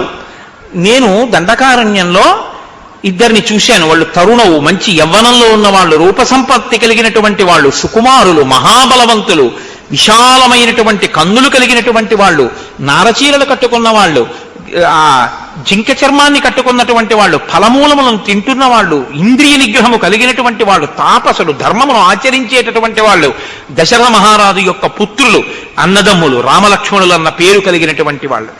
వాళ్ళ మధ్యలో ఒక ఆడదుంది, జరిగిన వృత్తాంతాన్ని జరిగినట్టు చెప్పదు. ఇప్పుడు ఏది రాముడు జరగకూడదనుకున్నాడో అదే జరిగింది. ఆడదాని పగ కింద తిరిగింది రామాయణం. నేను మీతో మనవి చేసింది ఇదే. శ్రీరామాయణం ఎక్కడ మీరు అయిపోతుంది అనుకుంటారో అక్కడ ఒక ఆడదొచ్చి రామాయణాన్ని కొనసాగిస్తుంది. ఎప్పుడో అయోధ్యకాండలో అయిపోవలసిన రామాయణాన్ని మందరా ప్రవేశంతో పెరిగింది. మళ్ళీ ఇక్కడ అయిపోతోందని అగస్త్యుడే ఒప్పుకున్నాడు. అయిపోయిందయా, మీ నాన్నగారు అడిగిన వరం ప్రకారం 14 ఏళ్ళు పూర్తి అయిపోవచ్చు, ఇంకో ఏడాది దగ్గర ఉంది. శూర్పణకొచ్చి కథని పొడిగిస్తోంది. ఎదర సీతమ్మ తల్లి ఉరి వేసుకుందాం అనుకుంటే త్రిజట పొడిగిస్తుంది. రావణాసురుడు కత్తెత్తితే ధాన్యమాలిని పొడిగిస్తుంది. ఇలా రామాయణం ఎక్కడ అయిపోతోందనుకుంటే అక్కడ ఒక స్త్రీ పాత్ర వచ్చి దాన్ని ఇంకా ముందుకి కొనసాగింపచేస్తూ ఉంటుంది. కాబట్టి ఆవిడ రామలక్ష్మణుల గురించి చెప్పినది సత్యం. నేను రామలక్ష్మణుల్ని కామించాను, కానీ రాముడు తన భార్య అయిన సీత యందు అనురక్తి కలిగినవాడు కాబట్టి నన్ను అంగీకరించలేదు.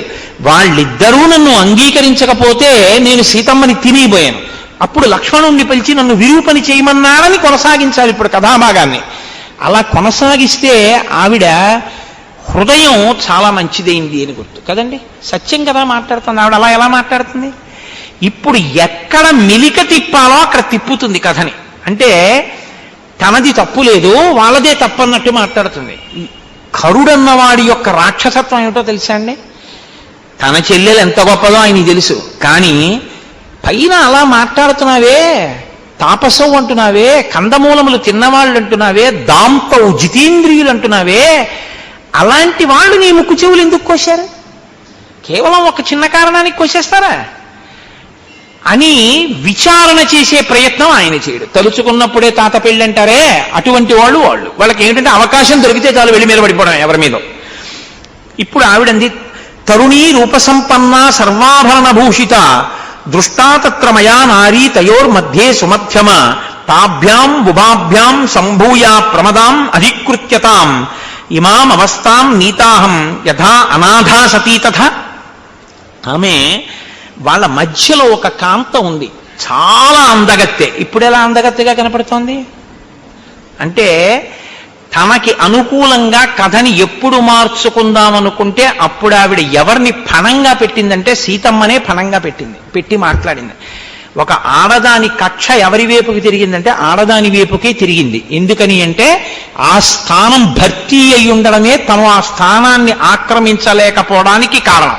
అంటే పగంతా సీతమ్మ వైపుకే తిరిగింది. అందుకేగా అగస్త్యుడు అన్నాడు, ఇక సీతమ్మ నువ్వు తిరగకుండా కూర్చోవలసిన సమయం ఆసన్నం అవుతోందని ఆవిడ చేరాలి శిశుపావృక్షం కిందకి. కాబట్టి అనాథని ఎలా అవమానిస్తారో అలా నేను ఆమె జోలికి వెడితే, అంటే మనం రాక్షసులం కాబట్టి అందంగా కనపడినటువంటి దాన్ని తినడం వాళ్ళకి ఇష్టం. మన లోకంలో ఎలా ఉంటుందంటే అక్కడ యాపిల్ పండు, ఓ కమలా పండు, ఓ బత్తాయి పండు, ఓ ద్రాక్ష పళ్ళ గుత్తి ఉన్నాయనుకోండి, మీకు అవసరం ఉన్నా లేకపోయినా మంచి గులాబీ రంగులో పొటమరించినట్టుగా ద్రాక్ష పళ్ళు, ఇంతంత కమలా పళ్ళు, ఇంతంత మామిడి పళ్ళు ఉన్నాయనుకోండి, మామిడి పండు అప్పటికప్పుడు తినడం కష్టం. దానికి ఏదో పళ్ళె ఉండాలి, పక్కకి వెళ్ళాలి, దాన్ని తినాలి, చేతులు నిండా పడుతుంది, కడుక్కోవాలి. అదే ద్రాక్ష పండు అనుకోండి, ఇలా అని నోట్లో పడిసుకోవడం తేలిక. కాబట్టి ఆ ముగ్గురులో నువ్వు సీతనే ఎందుకు తిందాం అనుకున్నావు ముందు? ఓ ద్రాక్ష పండు అంత నదరగా ఉంది కాబట్టి. కాబట్టి నేను సీతమ్మని తినడం కోసమని వెళ్ళాను, సీతమ్మ జోలికి వెళ్ళాను. వాళ్ళిద్దరు ఏం చేశారో తెలుసా? ఆ పాటి దానికి ఇలా కోసేశారు ముక్కు చెవులు, విరూపం చేసేశారు. నీ దగ్గరికి వచ్చి పడిపోయాను, అన్నయ్య నువ్వు నన్ను సఫలీకృత మనోరథను చెయ్యాలి. ఇప్పుడు నా కోరిక ఏమిటో తెలుసా? సఫేనం పాతుమిచ్చామి రుధిరం రణమూర్ధని. యుద్ధంలో నువ్వు వాళ్ళ ముగ్గురిని చంపేస్తే వాళ్ళ శరీరములలోంచి పైకి ఉబికి వస్తున్నటువంటి నొరగలతో కూడిన నెత్తుటిని నేను పానం చెయ్యాలి. అది నా కోరిక. కాబట్టి నువ్వు వెంటనే వాళ్ళ ముగ్గురిని చంపే. అది ఏమన్నా చిన్న పని అండి, వెళ్ళి ఒకసారి ఉత్తరీయం అడిగి పట్రా అన్నంత తేలికేం కాదు కదా. అంతే, ఆయన ఉద్ధతి కూడా అలాగే ఉంటుంది. రాక్షసుడంటే వినదగునెవ్వరూ చెప్పినా అన్నట్లుగా వినినంతనే వేగపడక వివరింపదగున్ కనికల్ల నిజము తెలిసిన మనుజుడే పోనీతి పరుడు మహిళోషుమతి. ఆయనకి అదేం అక్కర్లేదు, విన్నాడంతే. పగ ఎక్కడెక్కడ ఎవడి మీద తగుకెళ్ళడానికి అవకాశం దొరుకుతూ ఉంటుందా అని వాళ్ళు వెతుక్కుంటుంటారు. అప్పుడు వెంటనే ఆయన ఏమన్నాడంటే 14 మహాబలాన్, ఓ 14 మంది బలవంతులైనటువంటి వాళ్ళని పిలిచాడు. పిలిచి మీరు ఆ రామచంద్రమూర్తి మీదకి యుద్ధానికి వెళ్ళండి, రామలక్ష్మణుల్ని సంహరించి రండి. వాళ్ళు అనుకున్నారు సీతారామలక్ష్మణులు తాపసులు నరులు, పెద్ద చంపడం పెద్ద విశేషం ఏమిటి, వాళ్ళు పెద్ద గండ్రకత్తులు వేసుకుని వెళ్ళిపోయారు. దాని గురించి పెద్ద నేనేం వర్ణన చేయవలసిన అవసరం అందులో ఏం ఉండదు. వాళ్ళు వెళ్ళిపోయి ఆయన్ని యుద్ధానికి పిలిచారు. ఆయన అన్నాడు, మీరెవరు, ఎందుకు వచ్చారు యుద్ధానికి అని అడిగాడు. ఆయన విషయం కనుక్కోకుండా అలా వీళ్ళల్లా ఆయన చంపేస్తే అప్పుడు రాముడికి కరుడికి తేడా ఏమి ఉండదు. అంటే వాళ్ళు ఇదిగో ఫలానా కారణానికి నువ్వు శూర్పణకి అవమానం చేసావుట, అందుకని నిన్ను చంపేయడానికి వచ్చేసాం అన్నారు. ఆయన అన్నాడు, మీరు నన్ను చంపేయడం ఏమిటి? నేను ఒక ధార్మికమైన మార్గంలో ఉన్నవాణ్ణి, ధార్మికమైన నిష్ట కలిగినటువంటి వాణ్ణి. మీరు నా జోలికి వస్తే మాత్రం మీరు 14 మంది మిగలరని గుర్తించండి. వాళ్ళు అలా ఏం మాటలకి వినేటటువంటి వాళ్ళు కారు. కాబట్టి ఇప్పుడు 14 మంది ఆయన మీదకి యుద్ధానికి వెళ్ళారు. ఆయనకి అది పెద్ద విశేషం ఏముంటుందండి రామచంద్రమూర్తికి? 14 మంది యొక్క గుండెలు చీల్చి అసలు పారేశాడు. ఒకేసారి 14 బాణములను ప్రయోగించాడు. అవి వీళ్ళ గుండెలను చీల్చి భూమిలో గుచ్చుకుని వెనక్కి తిరిగి వచ్చాయి. 14 మంది తెగటారిపోయారు. విచిత్రం ఏమిటంటే దీనికి ముక్కు చెవులు తెగిపోయి ఇంకా నెత్తురు కారుతున్నా ఈవిడ కూడా వచ్చింది వెనకాల శూర్పణకి. ఎందుకో తెలుసా అండి? ఆవిడ కోరిక పగ, కామము దేని కింద మారిందంటే పగగా మారింది. ఇది కదూ లలితా సహస్రనామ స్తోత్రంలో అమ్మవారి చేతిలో ఒక చేతిలో 5 పుష్పబాణములు ఉంటాయి. మనోరూపేక్షుకోదండ పంచతన్మాత్రశాయక. ఆవిడ క్రోధాకార అంకుశోజ్వల. అమ్మవారి అనుగ్రహం ఉంటే నాకు ఈ దిక్కుమాల కోపం ఏమిటని కోపం మీద కోపం వస్తుంది. కోపం మీద కోపం వచ్చింది అంటే మీరు సాధకుడు అయ్యారని గుర్తు. అమ్మవారి అనుగ్రహం ఉంటే కోపం మీద కోపం, అమ్మవారి అనుగ్రహం లేనంతసేపు కామం తీరకపోతే కోపం, తీరితే తృప్తి, తీరకపోతే కోపం. అక్క చెల్లెళ్ళు 2 పక్క పక్కనే ఉంటాయి. కాబట్టి ఇప్పుడు ఆవిడికి కోరిక తీరలేదు కాబట్టి ఏది పుట్టింది? పక్కన పగ పుట్టింది. ఇప్పుడు ఆ పగ చల్లారాలంటే తన కళ్ళతో చూడాలి. సీతారామ లక్ష్మణులు తెగటారిపోవాలి, ఆ నిత్తులు జుర్రుకోవాలి. అదేంటి అంత కామించిన స్త్రీ అలా చెయ్యొచ్చా అంటే ఇదే రాక్షసత్వము అన్న మాటకి ప్రతీక. నాకు దక్కకపోతే యాసిడ్ పోసేస్తా అన్నాడు అనుకోండి, ఎప్పుడో రామాయణం అని మీరు అనుకోవద్దు. ఇప్పటికీ శూర్పణఖ బతికే ఉంది ఆయన యందు అని గుర్తు. తనకి దక్కకపోతే నెత్తురు తాగేస్తాడంతే, చంపేస్తాడు అవతల వాళ్ళని. అంటే ఎంత రాక్షసత్వమో చూడండి. తనకే దక్కాలి, దక్కకపోతే నెత్తురే తాగుతాను. అందుకు వచ్చింది ఆవిడ వెనకాతల. కానీ ఇప్పుడు ఆవిడ అనుకోని పరిణామం ఏమిటంటే 14 మంది చచ్చిపోవడం. ఇప్పుడు మళ్ళీ కాబట్టి ఏం చేసింది, మళ్ళీ పరిగెత్తుకుంటూ కరుడి దగ్గరికి పోయి ఆ కరుడితో మళ్ళీ మొరబెట్టుకుంది. 14 మందిని కనురెప్పపాటులో కొట్టేశాడు. నువ్వేమిటనుకుంటున్నావు, మహావీరుణ్ణి అనుకుంటున్నావా? దండకారణ్యంలో ఋషులందరినీ రక్షిస్తానంటున్నాడు. ఉగ్రమూర్తి, మహానుభావుడు, తెగటాచేస్తాడు. 14 మంది పనికి రాకుండా పోయారు రాముడు ముందు. ఈయన ఉద్ధత ఎటువంటిదంటే ఈయన వెంటనే అన్నాడు, 14,000 మంది రాక్షసుల్ని సిద్ధం చేయండి, నా రథం సిద్ధం చేయండి, దూషణుణ్ణి పిలవండి, త్రిశేషుణ్ణి పిలవండి, ముగ్గురం కలిసి ఈ సైన్యాన్ని తీసుకుని యుద్ధానికి వెడతా ఉన్నాడు. అందరూ కలిసి బయలుదేరారు. ఆ బయలుదేరుతున్నప్పుడు కరుడికి కొన్ని అపశకునములు కనపడ్డాయి. రామాయణం ఒక శకున శాస్త్రం కూడా, అందులో శకునముల గురించి కూడా మాట్లాడతారు. నిష్కారణంగా గాలి లేకుండా ధూళి పైకి రేగింది. ఆకాశంలో సూర్యుడి చుట్టూ ఒక కొరివి పట్టుకుని, అది ప్రత్యేకించి ఎప్పుడు కనపడుతుంటుందంటే దీపావళి పండుగ రోజున కాకర పువ్వు చేతితో పట్టుకుని పిల్లలు ఇలా తిప్పుతూ ఉంటారు. ఇలా తిప్పుతుంటే ఒక జ్వాలాచక్రం ఏర్పడుతుంది, ఎర్రటి కాంతి చక్రం తిరుగుతున్నట్టుంటుంది. అటువంటిది ఎలా ఉంటుందో అటువంటి పరివేశం ఒకటి సూర్యుడి చుట్టూ పట్టుకుంది. నక్కలు ఎదురుగుండా వచ్చి నోళ్లు తెరిచి అరుస్తున్నాయి. కారణం లేకుండా గుర్రములు తొట్టుపడ్డాయి. ఒక్కసారి ఎక్కడి నుంచో ఒక గ్రద్ద వచ్చి కరుడి యొక్క పతాకం మీద వాలి ఎగిరింది. చెట్ల నుంచి అకస్మాత్తుగా పువ్వులు పళ్ళు కింద పడ్డాయి. పట్ట పగటి వేళ ఆకాశంలో నక్షత్రాలు కనపడ్డాయి. ఉల్కలు నేల మీద పడ్డాయి.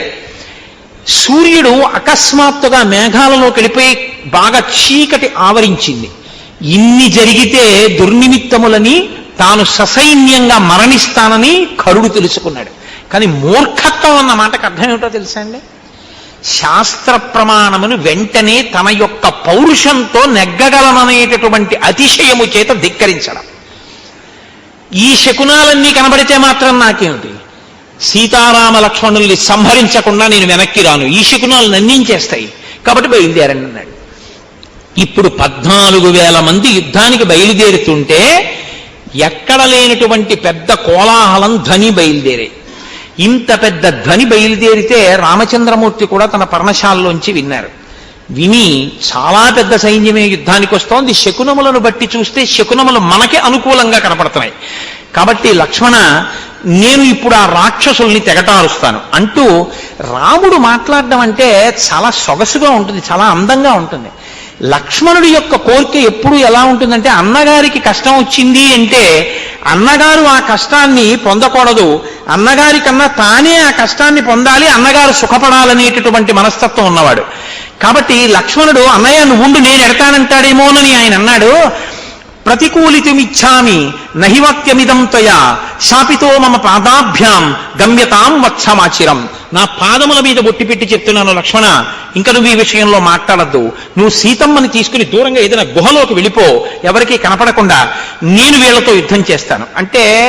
ఇలా చెప్తే లక్ష్మణుడి మనసు ఖేదపడి, అంటే నేను యుద్ధం చేయలేనని అన్న యుద్ధం చేస్తున్నాడేమో అనుకుంటాడేమోనని. ఇది ఎదుటివారి యొక్క హృదయం గురించి తాపత్రయపడడం అన్నది ఎప్పుడు ఉంటుందంటే ప్రేమ అన్న మాటకు అర్థం అది. అవతల వాళ్ళని నొప్పించకుండా మాట్లాడగలగాలి. అంత ఆతృతలో కూడా ఆయన మాట అలా ఉంటుంది, అంత సొబగుగా ఉంటుంది. ఆయన అన్నాడు, తం హి శూరశ్చ బలవాన్ హన్యా హేతాన్ న సంశయ. నువ్వు చాలా బలవంతుడివి, నువ్వే చంపేయగలవా సైన్యాన్నంతటిని లక్ష్మణ. అందుకొరకు కాదు, స్వయం తుహంతుమిచ్చామి, నేనే చంపాలి అని అనుకుంటున్నాను ఇవాళ. అందుకని సర్వనేవ నిశాచరాన్, వచ్చినటువంటి రాక్షసులందరినీ నేను చంపుతాను. కాబట్టి నువ్వు వెంటనే వదిన్ని తీసుకుని గుహలోకి వెళ్ళిపో అంటే, ప్రవేశింపరానటువంటి ఒక గుహలోకి సీతమ్మ తల్లిని తీసుకుని లక్ష్మణమూర్తి వెళ్ళిపోయారు. ఇప్పుడు రాముడు యుద్ధానికి సిద్ధపడుతున్నాడు. దేవతలు, ఋషులు, సిద్ధులు అందరూ పరుగు పరుగున వచ్చారట. ఎందుకని ఒక గొప్ప సన్నివేశం. 14 సహస్రాణి రక్షసాం భీమకర్మణాం ఏకశ్చ రామో ధర్మాత్మ కథం యుద్ధం భవిష్యతి. 14,000 మంది అధర్మాత్ములైన వాళ్ళు ఒక పక్క, ధర్మాత్ముడైన రాముడు ఒక పక్క. యుద్ధంలో కూడా ధర్మం తప్పనివాడు ఆయన, యుద్ధంలో కూడా వక్ర మార్గాల్లో వెళ్ళేవాళ్ళు వాళ్ళు. 14,000 మంది అటు, ఒక్కడు ఇటు. వాళ్ళు వేసే ఆయుధాల నుంచి తనను తాను రక్షించుకుంటాడా, వాళ్ళని తాను నిగ్రహిస్తాడా? అసలు వాళ్ళు వచ్చి మీద పడకుండా, యుద్ధం ఎందుకంటే 14,000 మంది మీద పడిపోతే చాలు. 14,000 మందిని ఒకడే నిగ్రహించాలి. నిగ్రహిస్తాడా? ఇది చూడవలసిన విషయం. నిగ్రహించగలడు, వాళ్ళకి తెలుసు. కానీ అసలు ఆ అందం ఏమిటో చూడాలి, ఆ యుద్ధం ఏమిటో చూడాలి. ఇవాళ అందరూ వచ్చి ఆకాశంలో నిలబడ్డారట. మహర్షి అంటారు, చాలా గొప్ప మాట వాల్మీకి మహర్షి, ఆయన రచనకి నేను కితాబులు ఇవ్వడమా? అటువంటి రచన చేత మనం పవిత్రులం కావడమే తప్ప గంగాజలలవ కణికా పీత అని శంకరాచార్యులు వారు చెప్పినట్టు వాల్మీకి రామాయణంలో ఒక్క శ్లోకమైన చదువుకుని జీవితాన్ని తరింప చేసుకోవడమే. బభూవ రూపం క్రుద్ధస్య రుద్రస్యేవ పినాకినః. పినాకము అంటే పాతి జగదిది పినాకం అని దానికి వ్యుత్పత్తి. అది లోకాన్ని రక్షించేది, కేవలం లయం చేసేది కాదు. నేను మీకు ఇందాక మనవి చేశాను కూడా ఆ పినాకం గురించి. ఆయన లోకరక్షణకు కూడా దాన్ని పట్టుకుంటాడు. ఆ పినాకం అనేటటువంటి ధనస్సు పట్టుకున్నటువంటి పరమేశ్వరుడు లోకాల్ని లయం చేసినప్పుడు నిలబడిన రూపం ఘోర రూపంగా ఎలా ఉంటుందో అంటే ఆ రూపాన్ని చూడడం ఎవరికి శక్యం కాదు. అంత భీకరమైనటువంటి స్థితిలో ఉంటుంది ఆ రూపం. అందుకే మీరు బాగా గుర్తుపెట్టుకోండి, సనాతన ధర్మంలో కష్టపెట్టేవాడు సుఖపెట్టేవాడు అని ఇద్దరు ఉండరు. ఒకడు భయపెట్టేవాడు, కాబట్టి ఇప్పుడు ఆ భయపెట్టేవాడి నుంచి పారిపోతే ఒకడు రక్షించేవాడు ఒకడు ఉంటాడు. వీడు భయపెట్టడానికే ఉంటాడు, వాడు రక్షించేవాడు ఉంటాడు అని ఇద్దరు ఉండరు. భయకృత్ భయనాశన. ఎవడు భయపెడతాడో వాడే భయాన్ని పోగొడతాడు. ఎవడు కష్టాన్ని ఇస్తాడో వాడే కష్టాన్ని తొలగిస్తాడు. కష్టం ఇవ్వడానికి, సుఖం ఇవ్వడానికి, కష్ట సుఖాతీతమైన జ్ఞానం ఇవ్వడానికి, జ్ఞానమిచ్చి మోక్షం ఇవ్వడానికి ఒక్కడే ఉంటాడు తప్ప ఇంకొకడు ఉండడు సనాతన ధర్మంలో. ఆ ఒక్కడే ఉంటాడు. ఆ ఒక్కడు అనేకంగా కనపడుతుంటాడు అంతే. కాబట్టి ఇప్పుడు ఎవరికి అది ఘోర రూపం? ఘోర రూపం ఎవరికంటే ఎదురుగుండా వచ్చేటటువంటి 14,000 మందికైన దుర్నిరీక్షుడు. అది వాల్మీకి మహర్షి యొక్క హృదయం. అక్కడ అది రుద్రస్వరూపం. ఆ స్వరూపం యొక్క తేజస్సు ముందు వాళ్ళు మడిసిపోవలసిందే. అగ్నిహోత్రంలో పడేటటువంటి మిడతల దండి ఎలా పడిపోతుందో అలా పడిపోతారు తప్ప రుద్ర తేజస్సు ముందు నిలబడడం అనేటటువంటిది ఇక సాధ్యం కాదు. అది లయం చేసేస్తుంది, పడగొట్టేస్తుంది. కాబట్టి ఇప్పుడు రుద్రుడు క్రుద్ధుడై పినాకం పట్టుకుని నిలబడితే ఎలా ఉంటాడో అలా ఉన్నాడు. ఇప్పుడు అలా ఉన్నాడు కాబట్టి అటువంటి స్వరూపమే మనం చూస్తే మనకి కూడా అలాగే భయం వేస్తుందా? రాముడు కోదండం పట్టుకుని అలా నిలబడినటువంటి రూపాన్ని చూస్తే భయపెడుతుందని మీరు అనుకోకూడదు. ఎందుకో తెలుసా అండి, మీకు నేను ఒక ఉదాహరణ చూపిస్తాను. అశ్వత్థామ విడిచిపెట్టినటువంటి అస్త్రం ఉత్తర గర్భంలోకి వెళ్ళిపోయింది, ఇంకా పిండాన్ని చెనకబోతోంది. లోపల ఆ పరీక్షిత్తున్నాడు, ఇంకా శిశువు ఆయన. ఆ లోపల ఉన్నటువంటి పసిపిల్లవాడి యొక్క ఆర్తనాదాన్ని తల్లి వింది. విని 5 మామగారులున్నా కాదని వెళ్ళి కృష్ణ పరమాత్మ యొక్క పాదాల మీద పడింది. అయ్యా నువ్వు నన్ను రక్షించాలి ఏంది ఆవిడ. ఇప్పుడు రక్షించాలి అంటే ఒక కాలు పైకెత్తి రథంలోకి ఎక్కడానికి సిద్ధంగా ఉండి ఒక కాలు కింద పెట్టి ఉన్నటువంటి కృష్ణ పరమాత్మ ఆమె యొక్క ఆర్తిని, ఆమె యొక్క శరణాగతిని లెక్కలోకి పెట్టుకున్నాడు అంతే. ఇక్కడే ఉన్న కృష్ణుడు ఒక్కసారి ఉత్తరాగర్భంలోకి ప్రవేశించాడు. ఎలా ప్రవేశించాడు? సుదర్శన చక్రం పట్టుకుని లోపలికి ప్రవేశిస్తే ఈ పిండం లోపల ఉన్న పిల్లవాడికి కూడా బ్రహ్మాస్త్రపు యొక్క తేజస్సులని తనలోకి తీసుకోగలిగినటువంటి భయంకరమైన తేజస్సుతో ఉన్న రూపంగా పరీక్షిత్తు చూశాడనుకోండి, కళ్ళు ఎగిరిపోతాయి పిండానికి కదండి. అది మధ్యం తినటువంటి మార్తాండ బింబం లాంటి స్వరూపం. అది సహస్ర సూర్యుల పగిది ప్రకాశిస్తుంటుంది. దాన్ని పరీక్షిత్తు చూడలేడు. పరీక్షిత్తు చూసిన రూపం పరమ ప్రసన్నమైనటువంటి రూపం. అది సశంఖ చక్రం, సకిరీట కుండలం, సపీత వస్త్రం, సరసీరుహేక్షణం, సహార వక్షస్థల శోభికౌస్తుభం, నమామి విష్ణుం శిరసా చతుర్భుజం. అటువంటి స్వరూపం పరీక్షిత్తు కనపడుతోంది. అబ్బా ఎంత బాగున్నాడో, ఎంత బాగున్నాడో, ఆ పీతాంబరం ఏమిటో, ఎంతందమో అని పరీక్షిత్తు చూస్తున్నాడు. అటువైపుకున్న మూర్తి, మాకు తూర్పుగోదావరిలో ర్యాలీ అని ఒక క్షేత్రం ఉంది. ఆ ర్యాలీలో ఒకవైపు కేశవుడు ఉంటాడు, ఒకవైపు మోహిని ఉంటుంది వెనక్కి. అలా అటువైపుకు ఉన్న మూర్తి బ్రహ్మాస్త్రము యొక్క తేజస్సుల్ని తనలోకి తీసేసుకోగలిగినటువంటి రుద్రస్వరూపంతో ఆ మూర్తి ఉంది. ఆ మూర్తి బ్రహ్మ తేజస్సును తీసుకుంది. వెనకమూర్తి కళ్యాణమూర్తి పరీక్షిత్తుకి అలా కనపడింది. అందుకే బయటికి వచ్చినటువంటి పరీక్షిత్ తాతగారైన ధర్మరాజు గారి తొడలో కూర్చుని సభలో చూస్తే అమ్మ కడుపులో ఉండగా నేను చూసినటువంటి ఆ మంగళప్రదమైనటువంటి మూర్తి ఎక్కడైనా కనపడతాడా అని పరీక్షగా చూసినటువంటి కారణం చేత పరీక్షిత్ అని పిలిచారట. ఏకకాలమనందు ఘోర అఘోర రూపములతో ఈశ్వరుడు ఉంటాడు. అఘోరేభ్యో దఘోరేభ్యో ఘోర ఘోరధరేభ్య అని మనం దేంటి పరమశివుడి దగ్గర పూజ చేస్తే మంత్రపుష్పంలో మాట చెప్తుంటాం ఆ పంచమంత్ర పఠనం చేసేటప్పుడు. కాబట్టి ఆ ఘోర రూపము అఘోర రూపము ఏకకాలంలో ఉంటాయి. ఇప్పుడు 14,000 మందికి ఘోర రూపం తప్ప రామభక్తులకు రాముడు ఎప్పుడూ ఘోర రూపి కాడు, ఎప్పుడూ ఘోర రూపి కాడు. ఆ రూపం మీకు మంగళప్రదంగా ఉంటుంది. ఇలా దాన్ని దర్శనం చేసిన వారు ఒకరున్నారు. ఎవరో తెలుసా అండి? రామదాసు గారు దర్శనం చేసుకున్నాడు. మహానుభావుడు. ఆయన గుండెలు ఎంత పొంగిపోయాయో, పొంగిపోతే ఆ పొంగిపోయిన ఆనందం లోపల పట్టక వాగ్రూపంగా ప్రవహిస్తే ఆయన నోటి వెంట ఒక పద్యం వచ్చింది. బండన భీముడు అత్తజన బాంధవుడు ఉజ్వల బాణతోన కోదండ కళాప్రచండ భుజతాండవ కీర్తికి రామమూర్తికి రెండవ సాటి దైవమికలేడనుచున్ గడకట్టి భేరిక దండ డాండ డాండ నిడజంబుల దండము నిండ మత్త వేదండము నెక్కి చాటెదను దశరథి కరుణాపయోనిధి అని రచన చేశారు ఆయన. ఆయన భుజములు తాండవం చేస్తాయిట. ఎప్పుడు బాణం తీస్తాడో, ఎప్పుడు వింటినారికి తొడుగుతాడో, ఎప్పుడు ప్రయోగిస్తాడో కనపడదు. మబ్బులలోంచి వర్షం వచ్చి పడిపోయినట్టుగా బాణప్రయోగం జరిగిపోతుందంటే. బండన భీముడు ఆర్తజన బాంధవుడు. ఎవడు ఆశ్రయించాడో వాడికి ఆయన ఆర్తజన బాంధవుడు. బండన భీముడు అర్తజన బాంధవుడు. అటువంటి వాడు ఆయన భుజములు తాండవం చేస్తాయి యుద్ధం వస్తే. అది శివస్వరూపానికి ఉంది. తాండవము అన్న మాట శివుడికి సంబంధించింది, లాస్యము అన్న మాట అమ్మవారికి సంబంధించి. భావములు లాస్యము, కదలికలు తాండవము. శివుడు, ఆ శివుడి యొక్క తాండవం ఎలా ఉంటుందో ఆయన భుజములు అలా కదులుతాయిట, అటువంటి తాండవం చేస్తాయి. అలా తాండవం చేసేటటువంటి నా స్వామి చేతిలోంచి బాణ పరంపర వచ్చి శత్రువుల మీద పడుతుండగా అలా రక్షించగలిగినటువంటి ఈశ్వర స్వరూపము వేరొకటి లేదు అని నేను ఎలా చెప్తానో తెలుసా? బండన భీముడు అత్తజన బాంధవుడు ఉజ్వల బాణతోన కోదండ కళాప్రచండ భుజతాండవ కీర్తికి రామమూర్తికి రెండవ సాటి దైవమిక లేడనుచున్ గడకట్టి భేరిక దండ డాండ డాండ నినదంబుల దండము నిండ మత్త వేదండము నెక్కి చాటెదను దశరథి కరుణాపయోనిధి. మామూలుగా చెప్పను రామ, పొంగిపోయిన మనస్సుతో 4 వీధుల కూడలిలో ఒక పెద్ద పందిరి కట్టి, పందిరిలో ఒక పెద్ద భేరీ కట్టి నేను ఏనుగెక్కి వచ్చి నిలబడి డామ్ డామ్ డామ్ అని కొడతాను. ఎందుకురా భేరీలు కొడుతున్నావు అని అడుగుతారు నన్ను. అప్పుడు చెప్తాను, రామచంద్రమూర్తిగా భుజతాండవం చేస్తూ బాణప్రయోగం చేసి రాక్షసులను మట్టు పెట్టగలిగినటువంటి వేరొక దైవ స్వరూపము లేదు లేదు లేదు అని చాటి చెప్తాను రామ అన్నాడు ఆయన. అంటే శత్రువులను మట్టు పెట్టడంలో ఆ ఘోర రూపం అలా ఉంటుంది. అదే ఘోర రూపం ఆశ్రయించినటువంటి భక్తులైనటువంటి వారికి అంత మంగళప్రద స్వరూపంగా ఉంటుంది.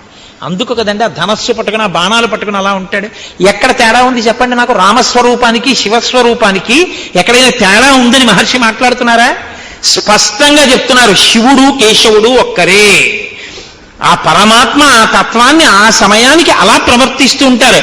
కలెక్టర్ గారే ఓ కోటేసుకుని డిస్ట్రిక్ట్ మెజిస్ట్రేట్ గా కూర్చొని ఫైర్ అంటాడు అంతే, లేకపోతే ఒక తీర్పు ఇచ్చేస్తాడు. కలెక్టర్ గారే మెజిస్ట్రేట్ గారు, district collector and magistrate. Collector గారే మెజిస్ట్రేట్ గా కూర్చుంటే ఆ కలెక్టర్ గారే కారు దిగు ఆఫీసులోకి వచ్చి కొన్ని ఫైల్స్ సీల్ చేసుకుని పట్టుకెళ్ళిపోయాడు అంతే. ఆఫీస్ సీల్ చేసి పారేశాడు. ఆయనకు అధికారం ఉంది. మెజిస్టీరియల్ పవర్స్ ఆయన్ని వెన్నంటి ఉంటాయి, ఆయనతోనే ఉంటాయి. మెజిస్టీరియల్ పవర్స్ కలెక్టర్ ఆఫీస్లోనూ కలెక్టర్ గారి కారులోనూ ఉండరు, ఆయనంటే ఉంటాయి. అలాగే ఈశ్వరుణ్ణి కూడా ఎప్పుడు ఘోర అఘోర రూపములు వెన్నంటే ఉంటాయి. శత్రువులకి ఘోర రూపం, ఆయన్ని ఆశ్రయించిన వాళ్ళకి అఘోర రూపం, మంగళప్రద రూపం. అది రుద్రస్వరూపమైన అంతే, కేశవస్వరూపమైన అంతే. ఇద్దరి స్వరూపం అలాగే ఉంటుంది. తత్వం తెలిస్తే ఉండే మాట అలా ఉంటుంది. తత్వం తెలియకపోతే భేదాలు కనబడతాయి. విష్ణువు వేరే ఉన్నాడు, శివుడు వేరే ఉన్నాడు, ఈనోడు ఉన్నాడు, ఆయనోడు ఉన్నాడు, ఇన్ని మాటలు వస్తాయి. అసలు తత్వం అర్థమైతే ఇన్ని మాటలు రావు. కుర్తాలాల్చి వేసుకున్నా నా కొడుకే, పంచె కొట్టుకున్నా నా కొడుకే, ధావళి కట్టుకున్నా నా కొడుకే, తువ్వాలు కట్టుకున్నా నా కొడుకే. తువ్వాలు కట్టుకున్నావు ప్యాంటు తొక్కా వేసుకోలేదని నేను కొట్టేసి, ధావళి కట్టుకున్నావు ప్యాంటు తొక్కా వేసుకోలేదని వాళ్ళమ్మ కొట్టేసి, కుర్తాలాల్చి వేసుకోలేదు పంచె కట్టుకున్నామని వాళ్ళ తాతగారు కొట్టేస్తే దెబ్బలు తినేవాడు ఊడే. ఏ రూపంలో ఓ రూపంలో పట్టుకుని ఓ రూపంలో తిడితే నువ్వు తిట్టే తిట్లు ఆయనకే, పూజలు ఆయనకే, పూజ చేసామని సంతోషించాలా, ఇంకో రూపాన్ని చూసి తిడుతున్నావని ఆయన బాధపడాలా, నీకు ఇంకా తగినంత పరిణితి రాలేదని ఈశ్వరుడు అనుగ్రహించి భారతీ తీర్థస్వామి చెప్పినట్టు పరిణితి కటాక్షించుగాక. కాబట్టి ఇది మహానుభావుడు వాల్మీకి మహర్షి యొక్క ప్రతిపాదన. రామాయణంలో అభేదతత్వాన్ని చూపిస్తూ ఉంటారు. కాబట్టి ఇప్పుడు ఆ వచ్చిన సేనానాయకులు పడిపోయారు. కరుడు మాత్రం పెద్ద శరీరంతో రామచంద్రమూర్తి మీదకి వచ్చి పడిపోతుంటే ఆ రెండు చేతులు బాణముల యొక్క ప్రయోగం చేత తెగిపోయేటట్టుగా కొట్టేశారు. ఏర్లు ప్రవహించినట్టు నెత్తురు కారిపోతూ ఆయన ఇంకా ఏదో యుద్ధం చేయడం కోసమని వచ్చి రాముడి మీద పడిపోతుండగా కొద్దిగా వ్యవధానం కోసం, అంటే ఆ వింటినారిని సవరించుకోవడం, వింటినారిని ఆకర్ణాంతం లాగడం కోసం బాణం ఎక్కువ పెట్టడానికి చోటు కోసమని 2 అడుగులు వెనక్కి వేశాడు రాముడు. దాన్ని అపసర్పణము అంటారు ధనుర్విద్యలో. ఎందుకంటే ధనస్సు పట్టుకున్నవాడు అడుగులు వెనక్కి వేయకూడదు, వీరోచితమైన తేజస్సు ఉన్నవాడు. రాముడి మీద ఇదొక నింద మోపారు. కరుడితో యుద్ధం చేసేటప్పుడు 2 అడుగులు వెనక్కి వేశాడు రాముడు, ధర్మం తప్పాడు. అలా ధర్మం తప్పాడో లేదో చెప్పడానికే ధర్మాత్మా సత్యసంధశ్చ రామో దాశరథిర్యదీ పౌరుషేచా ప్రతిద్వంద్వశరైనం జహిరావినం అన్నాడు లక్ష్మణుడు. పడిపోయాడంతే ఇంద్రజిత్. కాబట్టి ఆయన ధర్మం తప్పలేదు, 2 అడుగులు చోటు కోసం వెనక్కి వేశాడు. కాబట్టి వేసి ఆ కరుణ్ణి కూడా సంహరించాడు. 14,000 మంది రాక్షసులు తెగటారిపోయారు. ఎంతసేపట్లోనో తెలుసా అండి? ఏనుగుల యొక్క కుంభస్థలాలు, చీల్చివేయబడినటువంటి గుర్రాల యొక్క శరీరాలు, తెగిపోయినటువంటి తలకాయలు, ఊడిపోయిన కాళ్ళు చేతులు, గుండెల్లో గుచ్చుకున్న బాణాలతో నెత్తుటి ప్రవాహంలో 14,000 మంది నేలబడిపోయి ఉన్నారు భగ్నమైన రథాలతో. ఎంతసేపట్లో కొట్టాడో తెలుసా అండి? 14,000 మందిని 1 గంట 12 నిమిషాల్లో కొట్టాడు ఆయన. ఇది రామచంద్రమూర్తి యొక్క వీరోచిత కార్యం. అంటే ఆయన బాహుబలం అంటే అంత గొప్పది. 1 గంట 12 నిమిషాల్లో 14,000 మందిని చంపితే పైన నిలబడిన వాళ్ళందరూ పొంగిపోయారు. మధ్యలో ఒక్కసారి కరుడు మాత్రం ఆయన ధనస్సు ఎరగొట్టగలిగాడు. వెంటనే విష్ణుచాపాన్ని తీసుకుని చేతపట్టి సంహారం చేశారు. అగస్త్యుడు కావలసినవన్నీ గురువుల యొక్క అనుగ్రహం ఉంటే, గురువులు త్రికాలవేదులు, ఎక్కడికి వెళ్ళినా వాడికి వచ్చే ఉపద్రవాన్ని నుంచి తప్పుకోవడానికి కావలసినటువంటి సంభారములను గురువు సమకూర్చి పంపిస్తాడు. కాబట్టి అగస్త్యుడు అన్ని సిద్ధం చేసే పంపించారు. కాబట్టి ఇప్పుడు అలా ఒంటికి దెబ్బలు తగిలి నెత్తురు ఓడుతోందిట రామచంద్రమూర్తి శరీరం. మరి వాళ్ళు కూడా కొంత బాణప్రయోగం చేస్తారు కదండి. 14,000 మంది ప్రయోగించిన ఆయుధములను ఆకాశంలోనే విరగొట్టారు ఆయన, అసలు వచ్చి మీద పడకుండా. అయినా కొన్ని బాణాలు వచ్చాయని తగిలాయి. ఆయన కవచాన్ని కూడా బదలగొట్టాడు కరుడు. కాబట్టి ఇప్పుడు ఆయన ఒంట్లోంచి నెత్తురు కారుతోంది. వీరపత్నికి అదొక సంతోషం. తన భర్త అంత గొప్ప యుద్ధం చేసి ఇంత విజయాన్ని సాధిస్తే అటువంటి శరీరంతో ఉండగా వచ్చి భార్య ప్రియమార కౌగిలించుకుంటుందట. గుహలోంచి చూస్తోంది సీతమ్మ తల్లి. 14,000 మంది ఒక పక్క, తన భర్త ఒక్కడు ఒక పక్క. 14,000 మంది మడిసిపోయిన తర్వాత పరుగున వచ్చిందట గుహలోంచి. తతస్తుతం రాక్షస సంఘమర్దనం సభాజ్యమానం ముదితైర్మహర్షిభిః పునః పరిష్వజ్య శశి ప్రభానన బభూవ హృష్టా జనకాత్మజా తదా. ఆ జనకాత్మజ అయినటువంటి సీతమ్మ ఎంతో సంతోషంతో పునః మళ్ళీ రామచంద్రమూర్తిని బిగియార కౌగిలించుకుందట. నా భర్త ఇంత కార్యాన్ని సాధించాడని. ఆ కౌగిలించుకున్నటువంటి భార్య చేత సంతోషాన్ని పొందినటువంటి రాముని యొక్క ఆ వీర్యాన్ని పరాక్రమం చేత సంతోషించిన సీతమ్మ ఒండ్రులో ఆనందంగా ఉన్నటువంటి ఈ సంఘటన తర్వాత వచ్చేటటువంటి మండోదరి దగ్గర రావణ ప్రసంగాన్ని ఇవాళ చెయ్యకుండా వాళ్ళని అలా సంతోషంగా ఉంచుతూ ఇవాళ ప్రసంగాన్ని పూర్తి చేస్తాను. రేపు మళ్ళీ 6:30 పునఃప్రారంభం చేద్దాం. రోజు మిమ్మల్ని లేట్ అవర్స్ ఎందుకు, అప్పుడప్పుడు తొందరగా వదిలిపెడతాను. ఒక్క 11 మాటలు మనం రామనామాన్ని చెప్పుకుని బయలుదేరదాం. ఇవాళ హరిప్రసాద్ గారు చాలా ముఖ్యమైన విషయాన్ని ప్రస్తావన చేయబోతున్నారు. అందుకని మీరు కాసేపు కూర్చోండి. ఏదో ఒక పేరుతో కూర్చోబెడుతుంటావో అనుకోకండి. కోరి కొలిచిన వారికెల్లను కొంగు బంగారు రామనామము. రామనామము రామనామము రమ్యమైనది రామనామము. నీవు నేనను భేదమేమియు లేకయున్నది రామనామము. రామనామము రామనామము రమ్యమైనది రామనామము. గోచరంబగు జగము లోపల గోప్యమైనది రామనామము. రామనామము రామనామము రమ్యమైనది రామనామము. భక్తితో భజించు వారికి ముక్తి నొసగును రామనామము. రామనామము రామనామము రమ్యమైనది రామనామము. సకల జీవులలోన వెలిగే సాక్షిభూతము రామనామము. రామనామము రామనామము రమ్యమైనది రామనామము. యుద్ధమందు మహోగ్ర రాక్షస యాగధ్వంసము రామనామము. రామనామము రామనామము రమ్యమైనది రామనామము. రాకడయు పోకడయు లేనిది రమ్యమైనది రామనామము. రామనామము రామనామము రమ్యమైనది రామనామము. మనసు స్థిరముగా నిలపగలిగెడి మంత్రరాజము రామనామము. రామనామము రామనామము రమ్యమైనది రామనామము. పసితనంబున అభ్యసించిన పట్టుబడు శ్రీరామనామము. రామనామము రామనామము రమ్యమైనది రామనామము. పాలు మీగడ పంచదారల పక్వమే శ్రీరామనామము. రామనామము రామనామము రమ్యమైనది రామనామము. వెంట తిరిగెడి వారికెల్లను కంటి పాపే రామనామము. రామనామము రామనామము రమ్యమైనది రామనామము. బ్రహ్మపుత్రక రాజ్య వీణా పక్షమైనది రామనామము. రామనామము రామనామము రమ్యమైనది రామనామము. జపతపంబుల కర్హమైనది జగతిలో శ్రీరామనామము. రామనామము రామనామము రమ్యమైనది రామనామము. మంగళంబగు భక్తితో పాడిన శుభకరంబగు శ్రీరామనామము. రామనామము రామనామము రమ్యమైనది రామనామము. మంగళాశాసనపరై మదాచార్య పురోగమై సర్వైశ్చ పూర్వైరాచార్యై సత్కృతాయాస్తు మంగళం. మంగళం కోసలేంద్రాయ మహనీయ గుణాత్మనే చక్రవర్తి తనూజాయ సార్వభౌమాయ మంగళం. ఉమాకాంతాయ కాంతాయ కామితార్థప్రదాయినే శ్రీగిరీశాయ దేవాయ మల్లినాథాయ మంగళం. కరచరణకృతం వా కర్మవాక్కాయజం వా శ్రవణనైనజం వా మానసం వాపరాధం విహితమవిహితం వా సర్వమేత్తక్షమస్వ. శివ శివ కరుణాబ్ధే శ్రీమహాదేవ శంభో. సర్వం శ్రీ ఉమామహేశ్వర పరబ్రహ్మార్పణమస్తు. స్వస్తి.